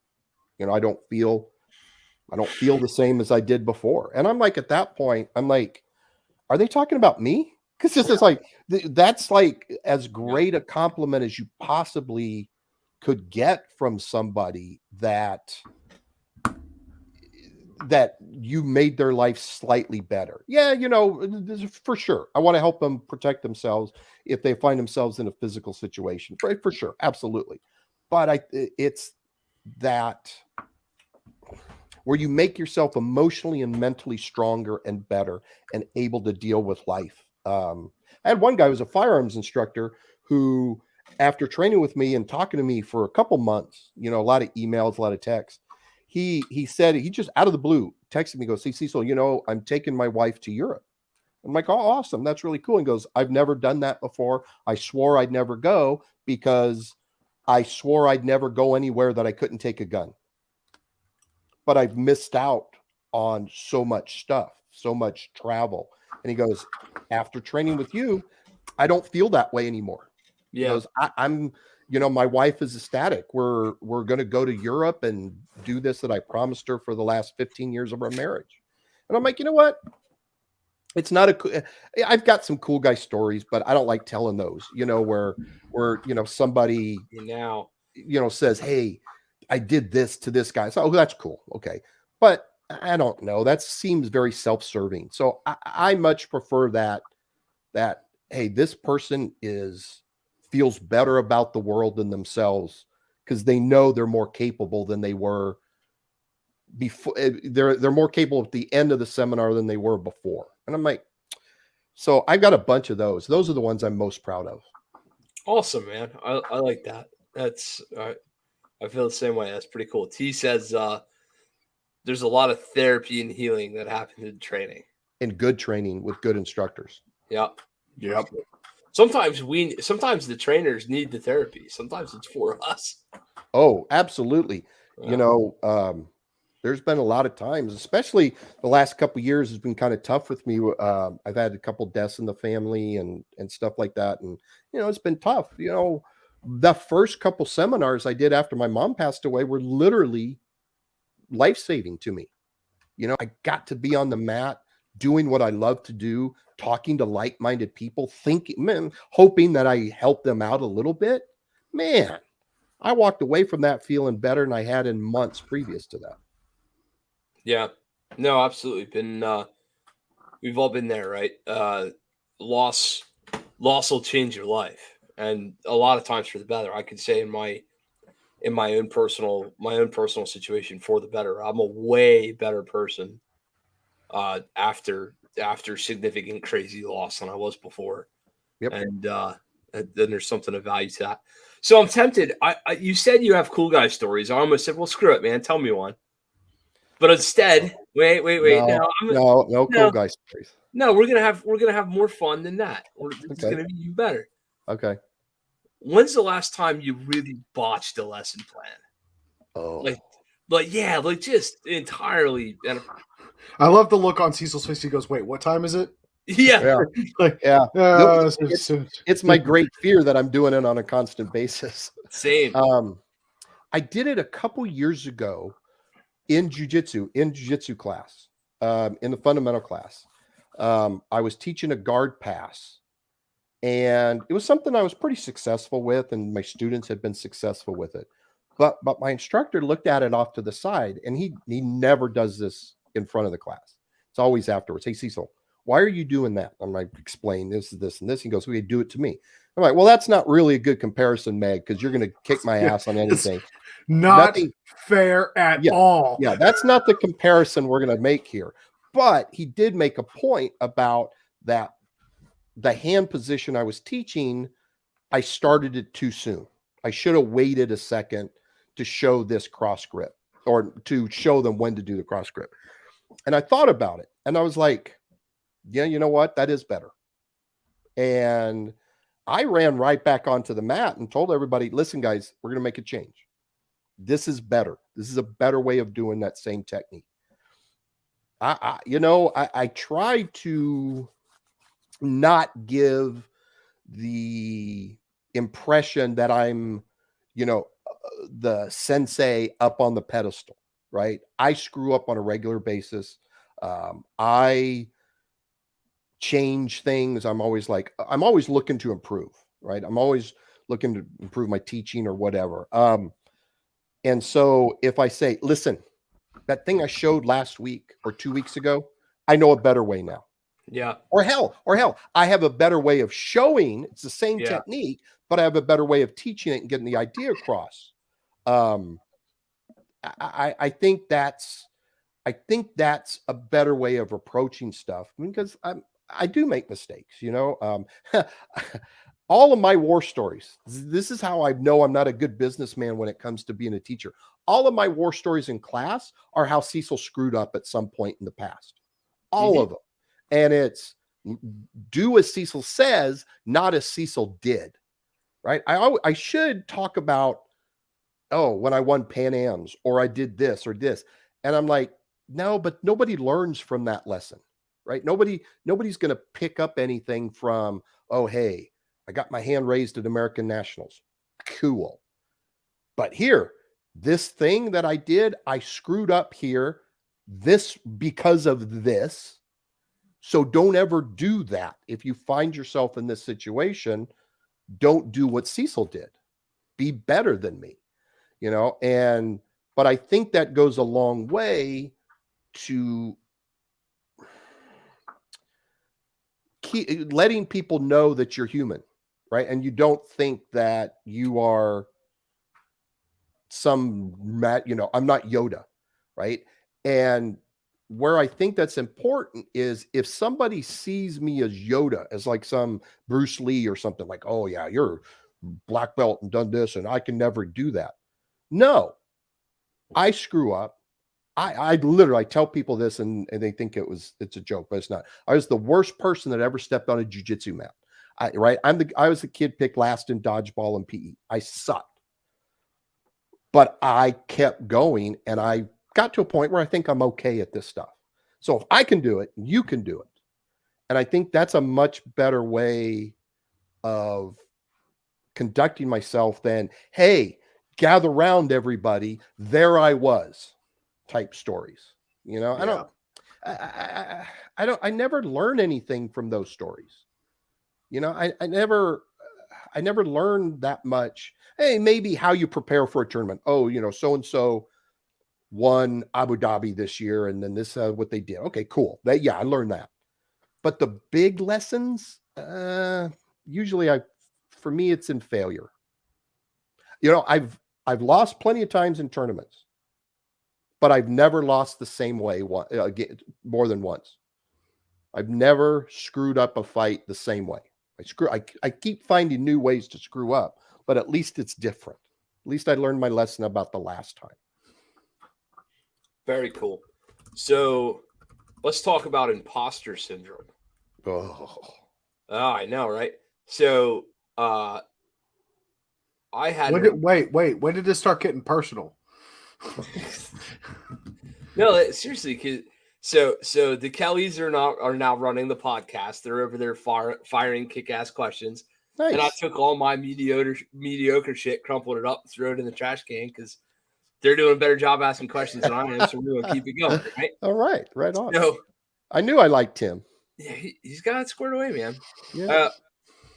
So I had an imposter syndrome moment not 10 or 15 minutes ago when it occurred to me that we were discussing teaching people as a peer. Like that hit me for 10 seconds. Huh. Oh, hey, dude, listen. I think T and Tim and people that know me well would say, like, dude, that kills me all the time. And I know why Tim Kelly's asking that question, because I know it's it gets to him sometimes. I think it gets to us all. Yep. And when you there's this like, hey, I God damn it, I know I have something valuable. I know I have something I can give you. This show is an example of us, TJ and I, getting on phone calls together and bitching like, why doesn't anybody do it like this? And as it turns out, our horizons are more expanded, and the truth is that there are several really squared away cats doing it like this already. But oh well, we stumbled into the gene pool anyway, so we might as well swim a while, right? Right. But God damn it, imposter syndrome, that strikes me, I don't want to say constantly, but often. And you being a senior guy in the business, in the industry, to me, I already know what you're going to say. It doesn't go away. Nope. I damn well sure know it doesn't. So how do you cope with it? Drink heavily. Hell yeah. Here we go. No, here's how I approach it is I'm just always trying to be better. I'm always trying to figure out a way to make my own performance better, whether that's jujitsu, whether that's stand-up, whether that's shooting, whatever. And my ability to coach. So I'm always trying to make sure that how do I make those parts better? Because I get imposter syndrome all the time. So we just had a seminar with Hoyler, who's my coach's coach, at the gym a month ago. And Meg was getting his coral belt, which nobody knew. But so all these other guys, like all the guys he trained with back in Brazil throughout the 80s, all came. So there's got Omar Saloom and Guy and Paulo Coelho and Hoyler and Meg's original coach, Rogério Camoas, who anybody who knows the Brazilian fight scene back in the 80s, the tough guys, the guys who everybody thought were the tough guys, it was Hickson, it was Marco Huas, it was Hugo Duarte, and it was Rogério Camoas. So these are legitimate, top-notch people. And here I am standing in the middle of the front rank. Yeah, the 90s NBA dream team just showed up at your gym. Yeah, right. And I'm on the court with them, doing shoot-arounds, right? Or the first time I taught at TACCon, and it was interesting. I was the first private citizen teaching something besides lectures at the class. Everybody else is usually law enforcement, military type stuff. So I'm teaching hand-to-hand stuff first time. And I'm the first person I walk in, first person I meet, John Farnham. Great. Right after that, Masad Ayub. All the boom, boom, boom, boom, boom. And then I'm at the instructor dinner, sitting around looking at all these people like, why am I here? Who is dumb enough to ask me to be with this group of people? And I've been teaching at TACCon now. I think that was my 10th one that we just did. I can't remember, it was 10th, but I still kind of feel that way a little bit. I look at these guys, I look at, some of these accomplished, great people, been there, done that people, John Holshin. And I'm like, damn. And people ask for my opinion at these events, I'm like, wow. So I have to make sure that there's never a moment where I take it for granted. I'm always, if I ever start coasting, that's when I need to quit. That's when I need to get out, because at that point, then it will be imposter syndrome. But I think as long as you're honestly trying to be the best you can be at any given moment, right? And it doesn't mean that you're taking leaps and jumps all the time, right? If life gets in the way and you're only making tiny incremental 1/10 of 1% improvement, at least you're still heading the right way. And then I think that's the only legitimate way you can deal with imposter syndrome, right? Knowing that, hey, I'm trying, I'm doing the best I can. I'm not trying to say I'm a peer of John Farnham and Masad Ayub and Tom Givens. I'm just here. I got some stuff. I got some ideas. I think this stuff's good. and I'm willing to show it to people, you know, and I'm always trying to do better. I think that's legitimately the only way you can deal with, because it doesn't go away. I don't think it goes away. I mean, I've talked to my instructor, Megaton, who is literally a legend, right? He's looked at some of the guys, like, you know, when he hung out with Elio Gracie, he has that same type thing. And he was already multiple champions at this point. And he's still like, man, who am I to, you know, to be sitting at, you know, next to Elio Gracie and talking about jujitsu. So I think if we don't believe our own smoke, yeah, then, and we're trying as hard as we can to be better, then I think that's the only real way that to get over it, to not get over it, but to just deal with imposter syndrome. Because otherwise you're fooling yourself. Yeah, I think it comes down to just embracing it. Yeah. Right. I mean, the reality situation is, so I mean, I deal with it too, right?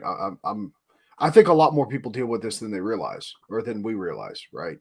You know, why do you pay your mortgage on time? Because you're afraid your house is going to get foreclosed on, right? Why do you pay your car note? Because your car is going to get repossessed. Why do you make sure your kids have food? Because you don't want them to starve to death or have somebody call CPS because they're assholes, right? We do these things because we are concerned about the outcome, right? There are consequences to the things that we do and the decisions we make. So we actively make decisions. We embrace that fear and that risk to make decisions to prevent them from happening. If you feel like you are not good enough to be doing X, whatever that is, personally or professionally or otherwise, right? Somebody somewhere believed in you enough that you deserve to be there, whether you believe it or not. So if you don't believe it, acknowledge that you don't believe it and take the steps necessary, make the conscious decision to get better. You've already met somebody else's expectations, right? I'm in my position because I have met someone's expectations for my position in leadership in a company, right? I am at the level I'm at in my jiu-jitsu game because my coaches and my professors believed in me and believe that I deserve it. Whether I think I'm good enough or not is besides the point. But if I don't think I'm good enough, then I know what I need to do to get good enough to meet my standards. That's what it comes down to. No one's going to feel sorry for you if you're having a pity party, period. Right. Yep. Right. That's really kind of the way that I've started to address it. Yep. You know, I don't understand anything about this technology. I got Google and I know how to type. I can figure it out. Right. So that's kind of a little bit of a mini soapbox for TJ here, but it's close to home for me because I have suffered with imposter syndrome for a long time. Right. Yeah. This is coming. I think all do. I think all of us who are legitimately trying to be good at this, I think we all have it. Well, that's a good point. The whole, like, if you're not suffering from imposter syndrome, you're probably the imposteriest of all the imposters. Exactly. That's right. The guy also probably a psychopath. Yep. But you know, I mean, this is coming from a kid. So a little bit of backstory here, right? This is coming from my imposter syndrome was so bad. And I actually going through therapy, by the way, if you are having problems, seek help, right? Going through therapy and kind of doing this regressive therapy that I've gone through in my life. And by regressive therapy, I mean like trying to look at where the true source of the problem is, right? Imposter syndrome. I don't feel like I'm good enough. I describe imposter syndrome as a crippling form of extreme modesty, right? God damn, bro, you went all Webster's on us. That was solid. I do what I can. But when I was a kid, right after my parents divorced, my brother and I we're 4 years apart. But I was, around 9-10 years old when my parents split. And my brother would have been, 6 or 7, 5, 6, right around there. He externalized his anger and frustration with the situation, right? He didn't really get into a lot of trouble in school, but he was a very noticeably aggressive kid. Like he would get angry. He would have clear outbursts where he would be frustrated and angry. He wore everything externally. I, however, internalized everything, right? Whether it was my fault or not, right? We 90s kids and divorce, right? It happens.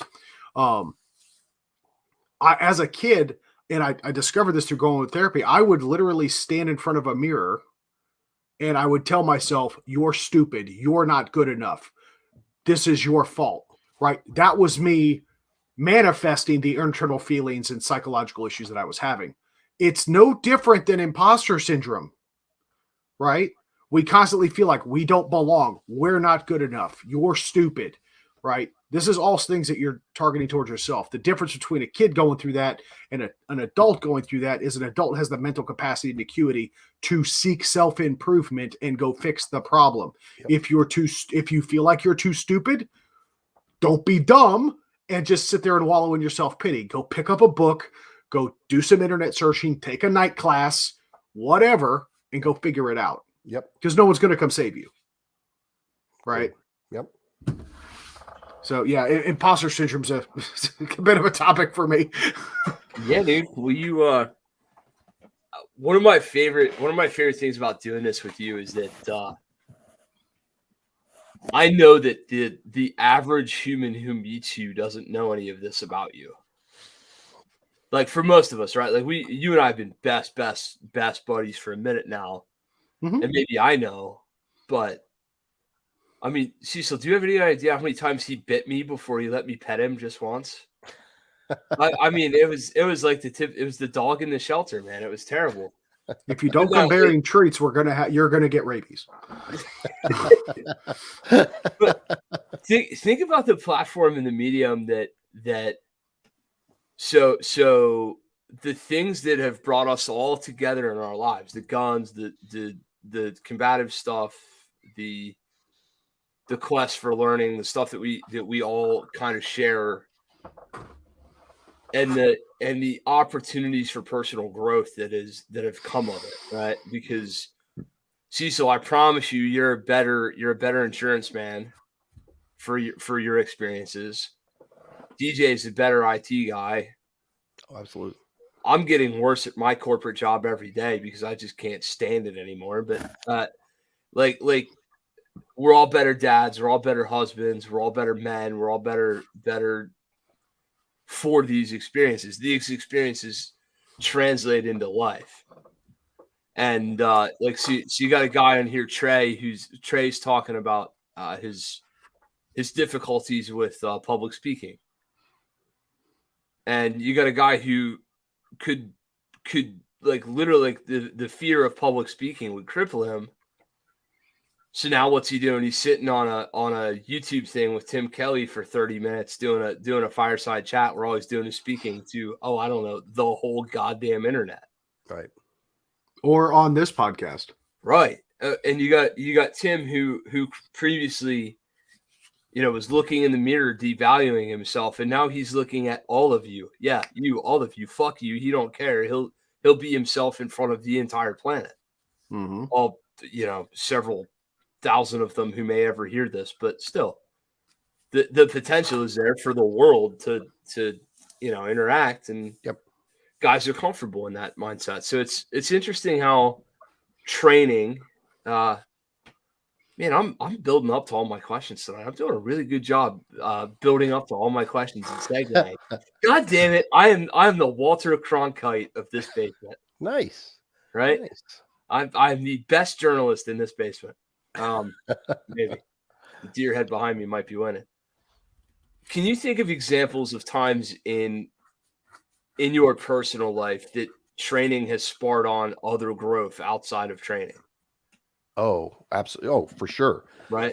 It's one of the things that helped me fall in love with jiu-jitsu, because I was realizing, so especially in the early days with Meg, when he was not the lovable teddy bear he is now.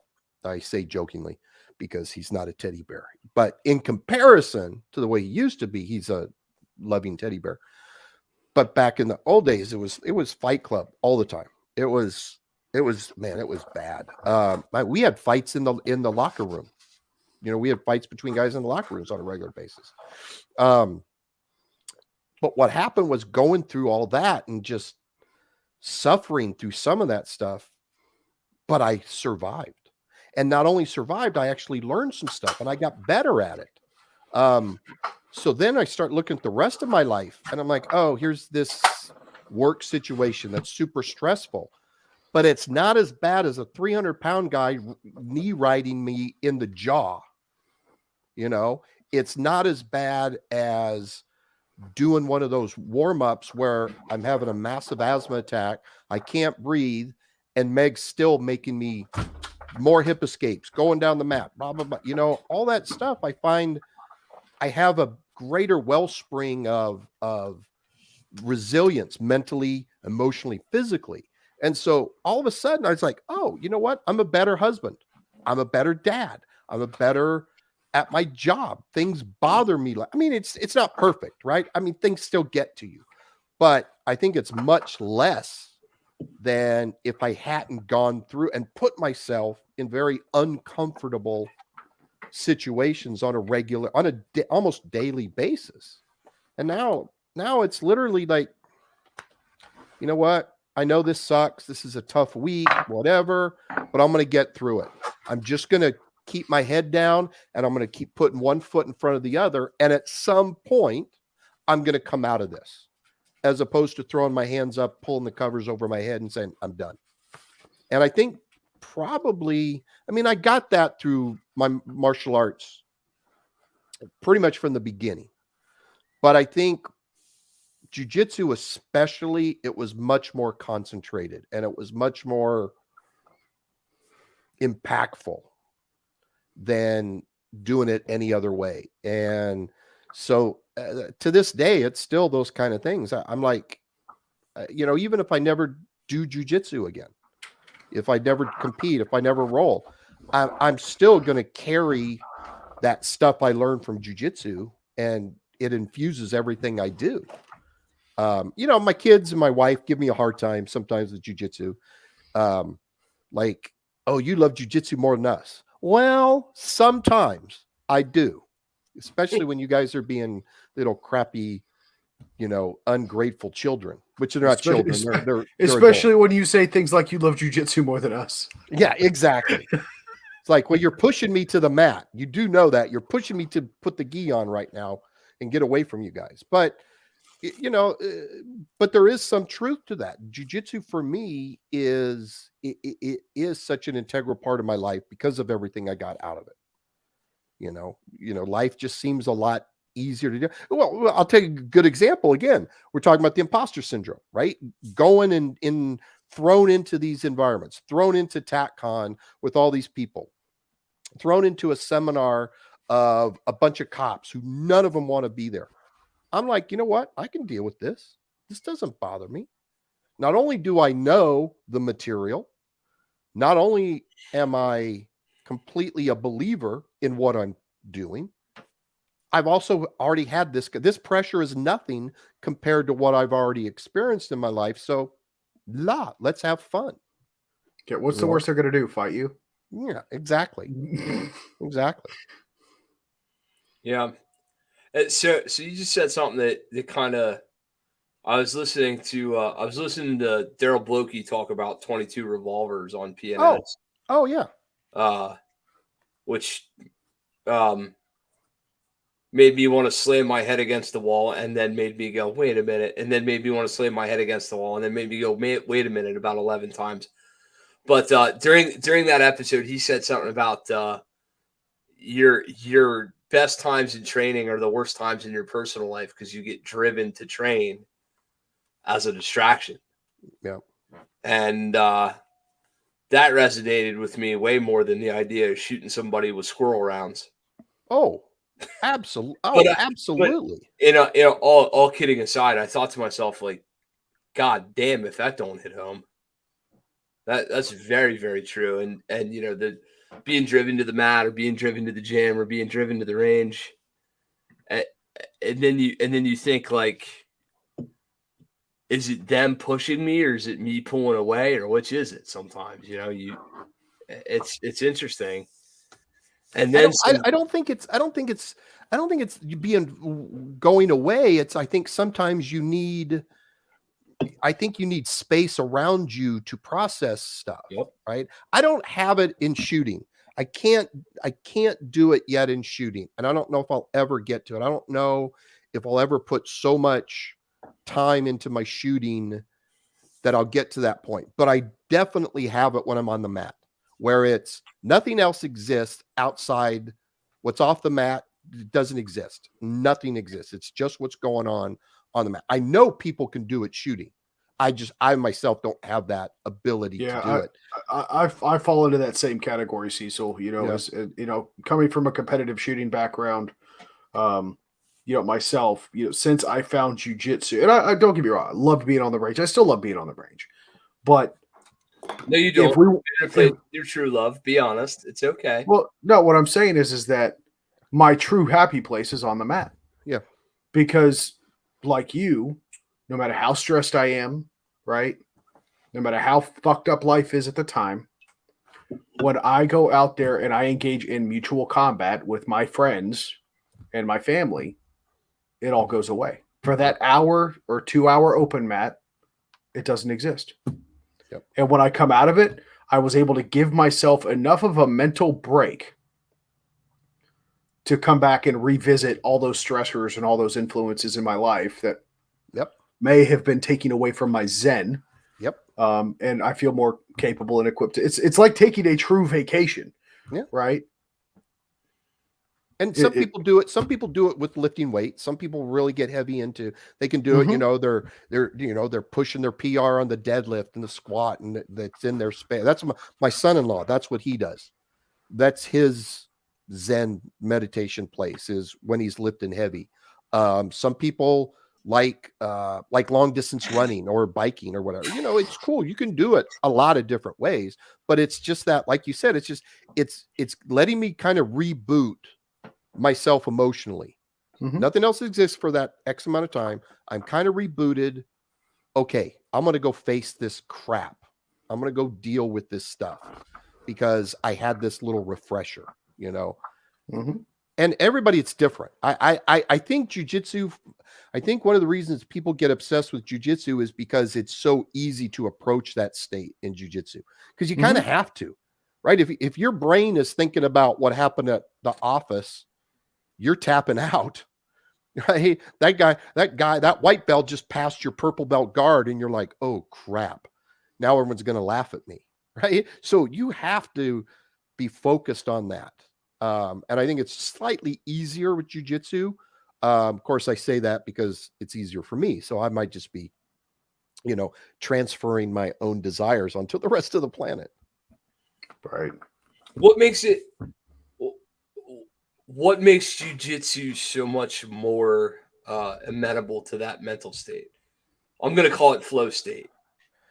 Like I said, it's because if you don't, the negative consequences hit you in the face right away. You're tapping, you're on the bottom, you're getting your guard passed, you're getting swept, all these things, like you're on the receiving end of everything because you're not focused. If you're going with your peer or somebody above you, you have no space to not focus on that situation. You can't, because okay, I go with the white belt. I'm rolling with the white belt. Does that take all of my concentration? No.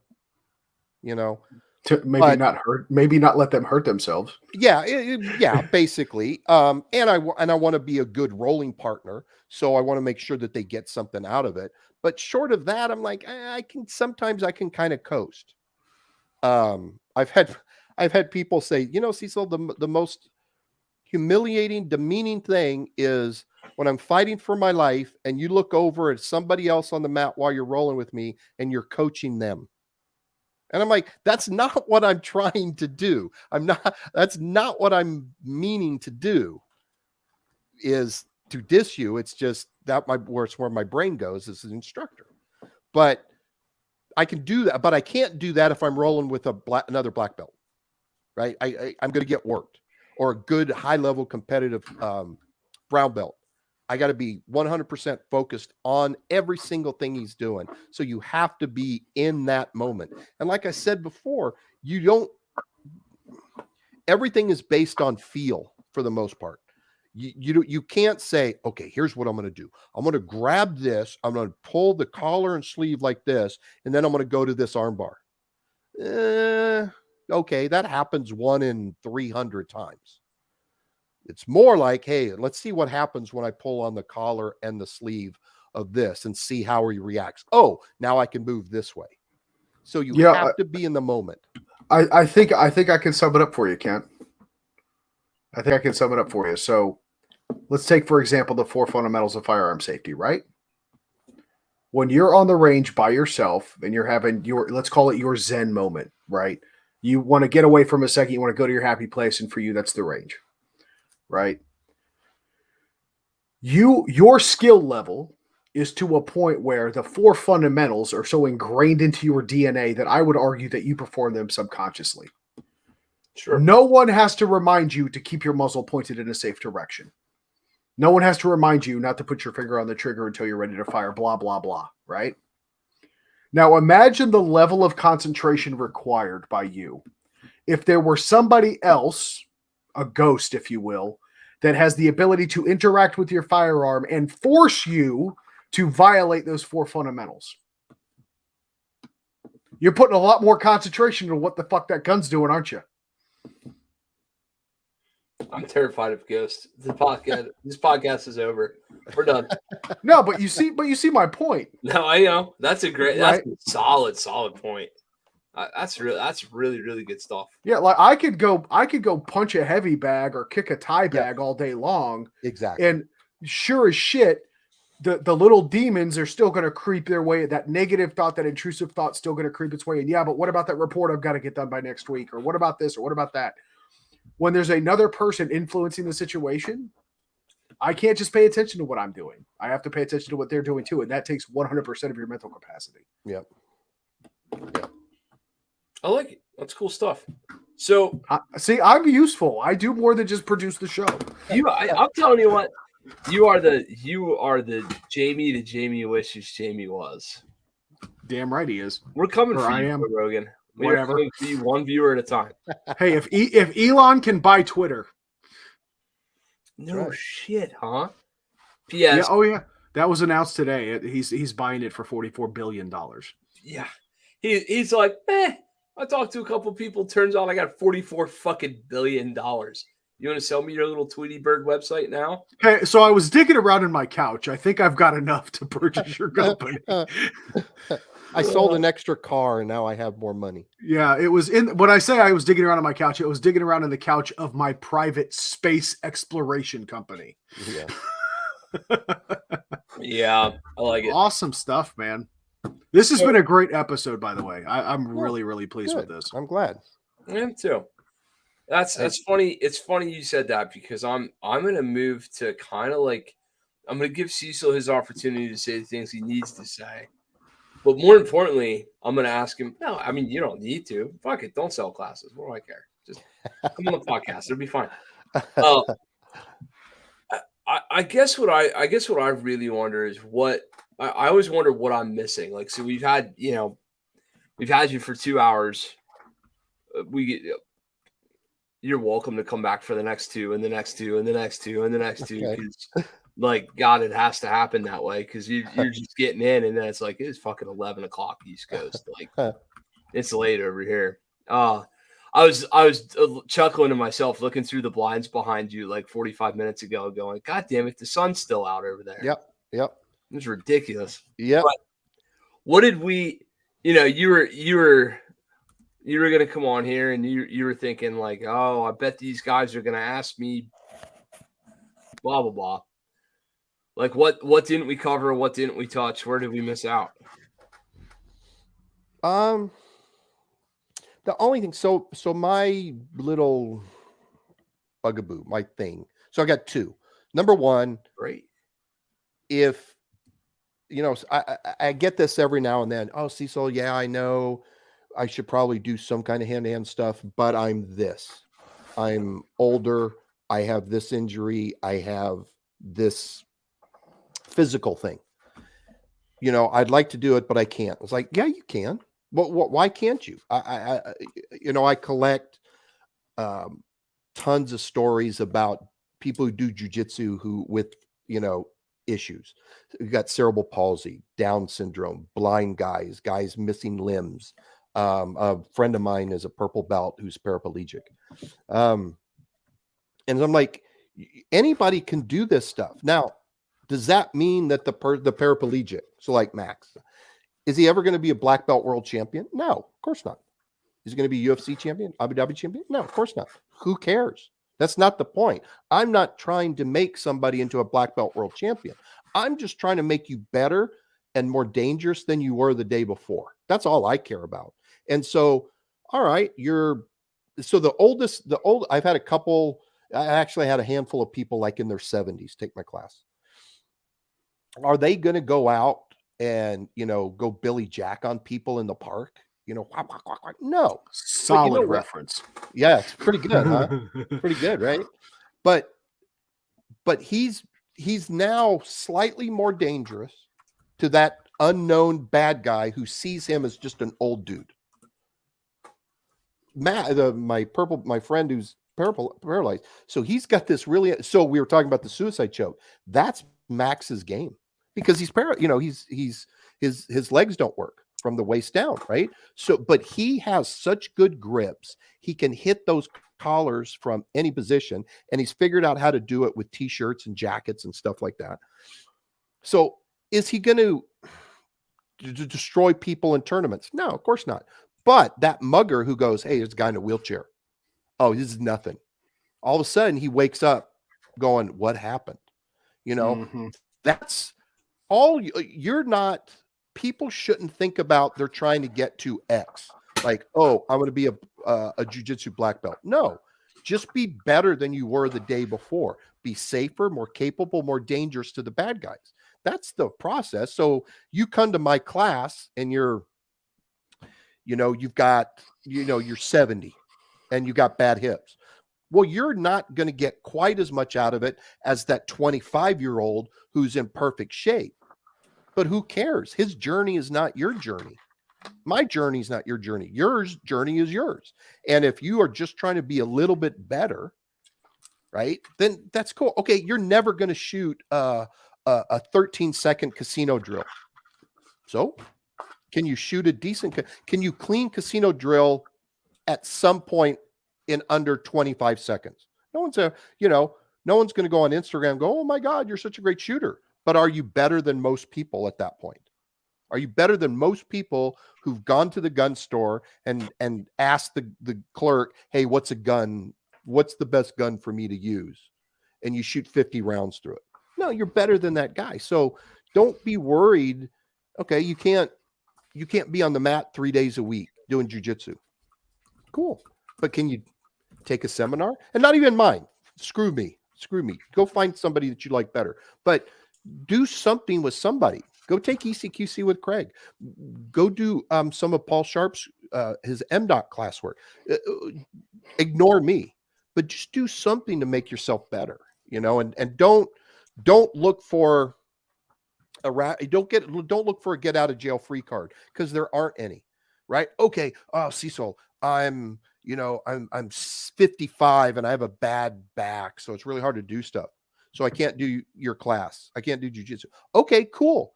But is the mugger, is he going to look at that guy? Oh, you know what? I'm going to hit. Oh, wait, no, he's got a bad back. So I'm not going to go after him.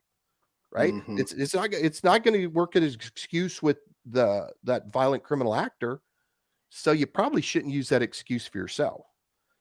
So I wish people would get away from trying to think that they're going to be, that the goal has to be, you've got to be a butt kicking, Pan Am champion black belt. No, it's just be better than you were, and then my other pet peeve is just do something. I don't care what it is.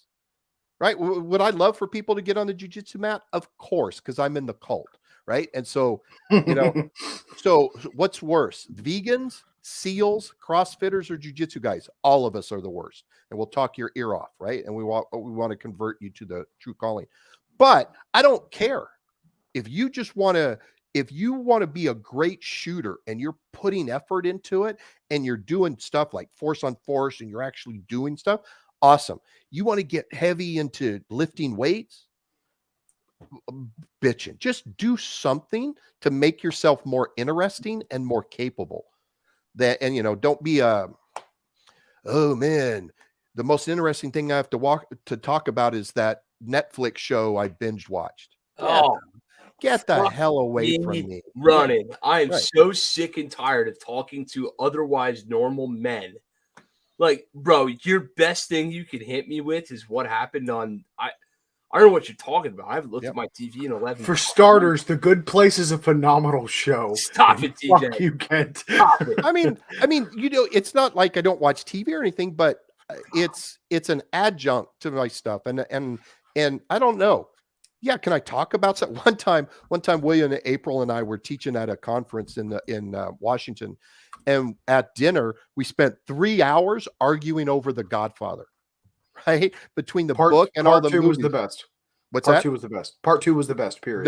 That was William's thing. I said part 1, especially if you've read the book. I said part 1's the best. But that's a fun argument. But at the same time, William and I could talk about a lot of other stuff. Like my son-in-law. So my son-in-law is a strength and conditioning coach with the Colorado Rockies. I hate baseball. I think baseball is just, I have no interest in it. But you know what? I'll talk to my son-in-law about it. You know why? Because he's interesting about it. He knows it. He played in college. He played all through high school. I mean, he's basically in charge of their minor leagues, but he also works with the major leaguers, right? So he can tell me stuff about, hey, why these pitchers work this way and what they look for. To me, that's interesting. Even though it's about baseball, I'm interested in talking to people who are interesting, right? I don't even have to like what you want to like, but if you're into, growing things, I have no interest in that. But if you're good at it and you're interested in it and you can talk about it, that's cool. Let's talk about it. Don't talk to me about, oh, you should watch whatever Sopranos or whatever. And this is okay. I'll do it when I have free time, but let's talk about more interesting stuff. Yeah. I don't know. It's just do something to be interesting. That's all. Yeah. Be a man, God damn it. Just Yeah. be a man. My personal favorite for the people that talk about their injury aside, there are plenty of people who are otherwise handicapped doing jiu-jitsu, right? But my personal favorite is like, I otherwise completely able-bodied, I'm too old or whatever. No shit. All of you would get on Instagram, BJJ Granny. 70-year-old grandmother of 6 who not only trains jiu-jitsu, is a blue belt and actively competes at the top levels in her age demographic. And oh my God, is she amazing. The best jiu-jitsu match I ever saw in person was down in Rio at the International Masters, like 2005. And I watched 2 guys, 2 old dudes. They each had to be in their 70s, both black belts. Master 6. Yeah. Well, no, I think they're like Master 8 at that point. Jesus Christ. They're so old, right? They barely could walk. It was that old man shuffle, both of them getting onto the mat. But as soon as they got on the mat and the referee said, "Combatives," some of the best, purest, most beautiful jiu-jitsu I've ever seen in my entire life. So when people say, "Oh, I can't do this," like, yeah, you can. When they show you their picture when they started jiu-jitsu together and it's a cave painting. Yeah, exactly. Exactly. I'm just picturing Yoda and Palpatine fighting. Yep. That's about how it When goes. Yoda drops the cane and you're like, oh, and all of a sudden, honestly, the best part to watch, aside from the amazing jiu-jitsu, because it's pure technique, right? Yep. But the look on the referee's face, like, oh dear God, please nobody die. yeah, that's true. That is true. Not on my watch. Yeah, just wait till you get off the mat, please. Yeah. Yeah, the look on their faces is amazing. But yeah. All right. That is awesome. So real quick, I'm going to go ahead and cue this one up. Cecil, what classes do you have coming up and where can people, if they want to come train with you, what's on your calendar? Let's see. I got a combined class I'm doing with Chuck Haggard and Daryl Bolke in Oklahoma City in June. That's a really good class because it's a very much it's operating in a non-permissive environment is the starting point, and the kind of guns that you have to carry, that you in the positions you have to carry them, and how you still make it functional. And then we add in muck, and we add in OC spray along with the shooting. So that's a really fun class. Then I'm in Austin in August. Yeah, I'm in Austin in August, and I've got, good Lord, I don't even remember. The fall, I'm really busy. But it's on my website or my Facebook business page, Immediate Action Combatives, or the website IE Combatives. You can just look on the website and just see where I'm going to be. I try to hit as many different places as I can, spread out through the year. I'm back in Tulsa in September or October, I think. Yeah, so I mean, I got a bunch. I can't even keep track. I usually look about 2 or 3 weeks ahead and going, where am I going now? Type thing. So people who look at my schedule online know more about my travels than I do for the most part. Heard that. Yeah. It's Kent's hard. feeling it. We're sitting here trying to plan a summer vacation to come up and see the Howard residence, and he's like, "Yeah, dude, summer's not a good time for me." Yeah. It's bananas. Yep. So, all right, cool. Let's see. Favorite book or book recommendation? What do you got? I love books. My favorite, probably Meditations by Marcus Aurelius. I find myself going back to that all the time. I've been into Stoicism since I was in college. And it's funny, I go back and reread his stuff, and it always hits me differently. Like I'll go, 5 years on, and now I'm a dad, I got a couple kids and this, and I'm in business, and that thing I read in college, it means something completely different to me now. And I'll keep doing that. So I usually reread that about every year. That's it would be that, or like if I was stuck on a deserted island, it'd be Meditations, or maybe it'd be, I'd cheat and say all of Shakespeare's plays. Something to keep me entertained for the rest of my life. Meditations by Marcus Aurelius. Okay. I really liked the hip hop 1992 version of Romeo and Juliet. That wasn't bad. It really wasn't bad. Just saying. At least it was an iambic pentameter. Oh, my brain. Most needs for present servants. Nay, I remember that much. There, we're done. Most people prefer listening. I prefer listening to Shakespeare, but it's cool to read it too, because you can spend more time on it. Because you have no choice. Yeah, pretty much. I mean, I took a class in college on Shakespeare, and that's where I fell in love with it, because the professor, she knew how to get that across.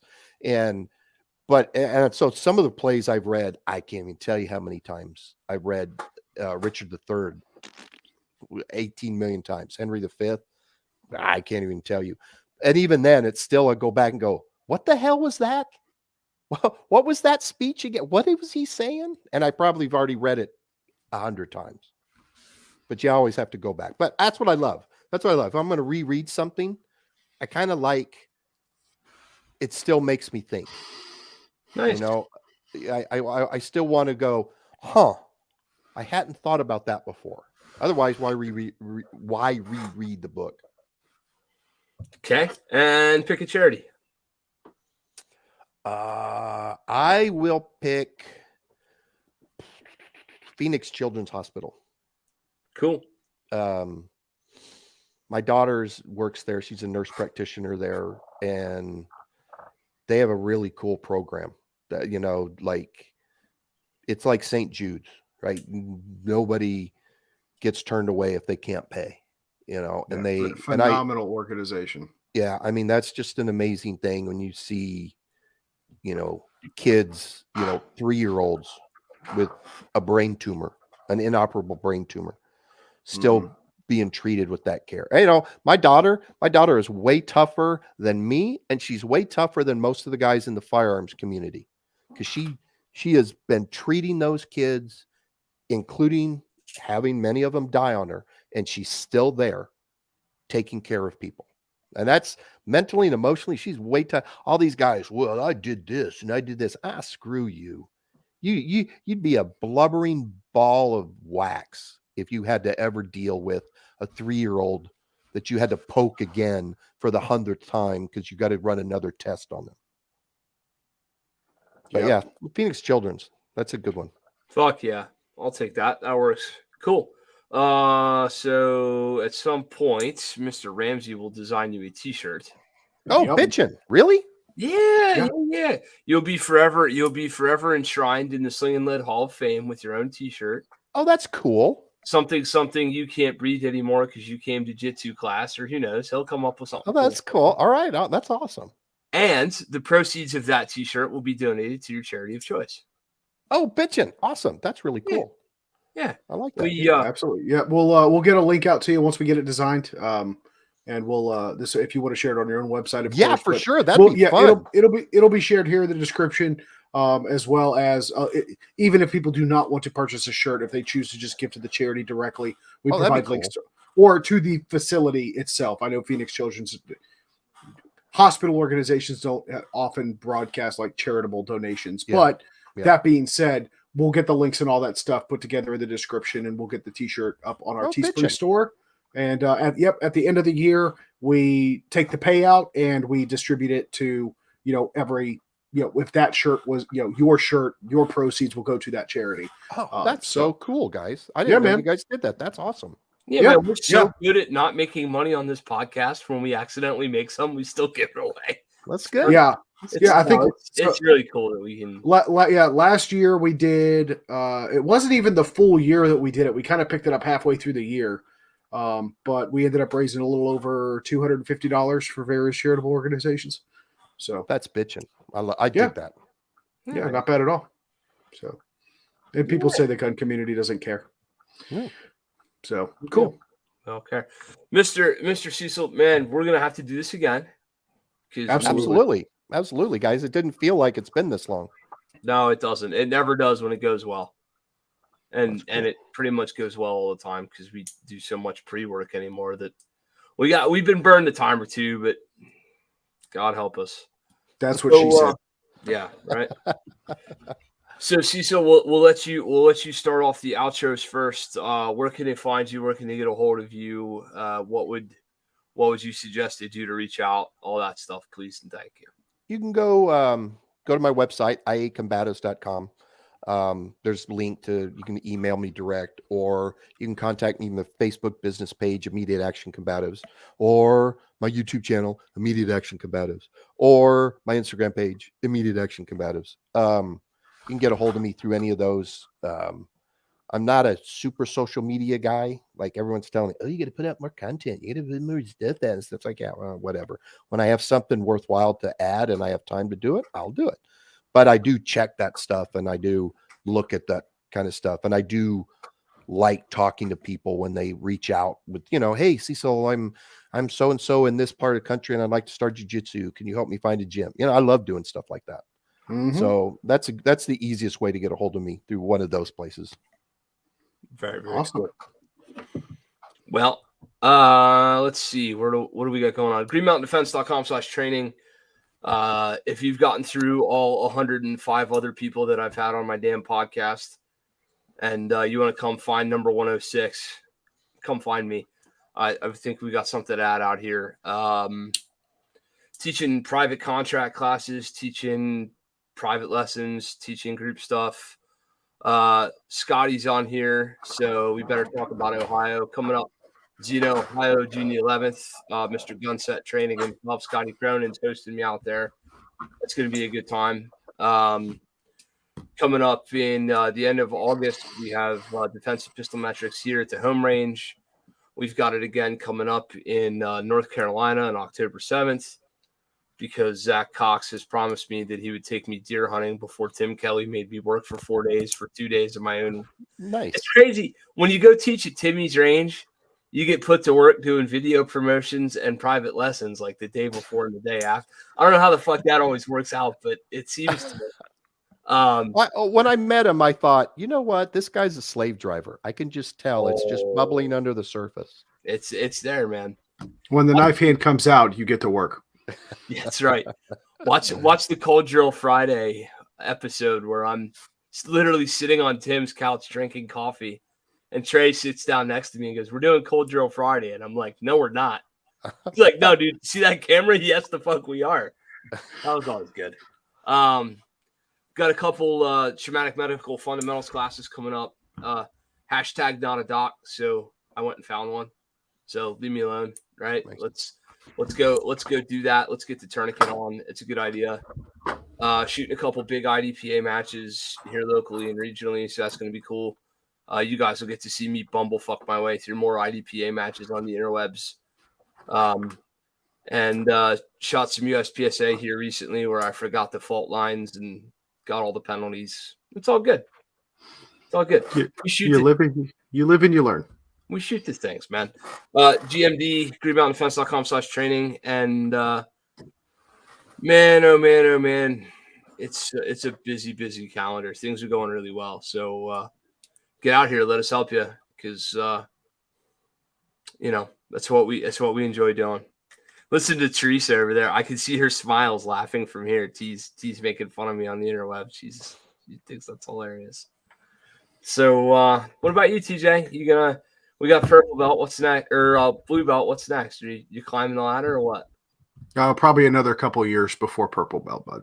It was 2.5 years from white to blue. So nope. I'm on par. No, right? that's good. That's normal. That's good. You're in par. Yeah, no, absolutely. This is the but you do know that getting to purple belt and being at purple belt's the worst part of the journey. Yeah, that's what I keep hearing. Yeah. That's what I keep hearing. Yeah. Although I can do wrist locks now, so watch out, motherfuckers. Oh, you're one of those. No, look, I took it as a compliment that even as a white belt, my professors and my coaches resorted to wrist locking me. Oh, okay. There you go. So they were like, you're getting good enough. We can wrist lock you now. I'm like, okay, cool. That means I'm getting close. But now I can do them back and in competition. So another tool to add to the tool belt. I can't wait till I can attack legs more. Asian father, TJ. Yeah, you black belt yet? Yeah, I know. Black belt yet? No, black I'm not. Far from it.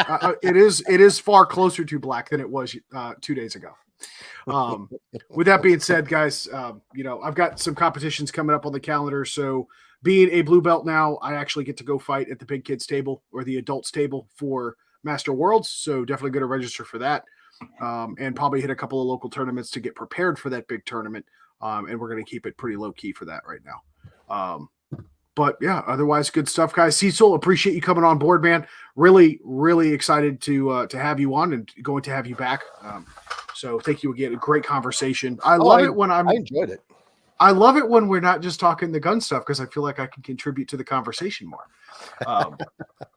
No one puts baby in the corner. With that being said, folks, that's all the time we have for this week. Of course, if you appreciate the podcast, you want to give back to us, you're going to buy gun stuff anyway. Might as well buy it from our registered affiliate links.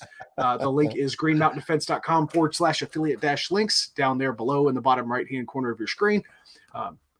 No additional cost to you. Gives us a little kickback for the things that you purchase so we can keep bringing you this content for very, very low prices, a la free. Right. Now, of course, we mentioned firearms training, Brazilian Jiu-Jitsu, combatives, all this other great stuff. Look, if you're going to train in the forceful arts of that are martial or carry a firearm, anything of that sort, you should be carrying medical. And even if you don't do any of that stuff, damn it, you should still be carrying medical.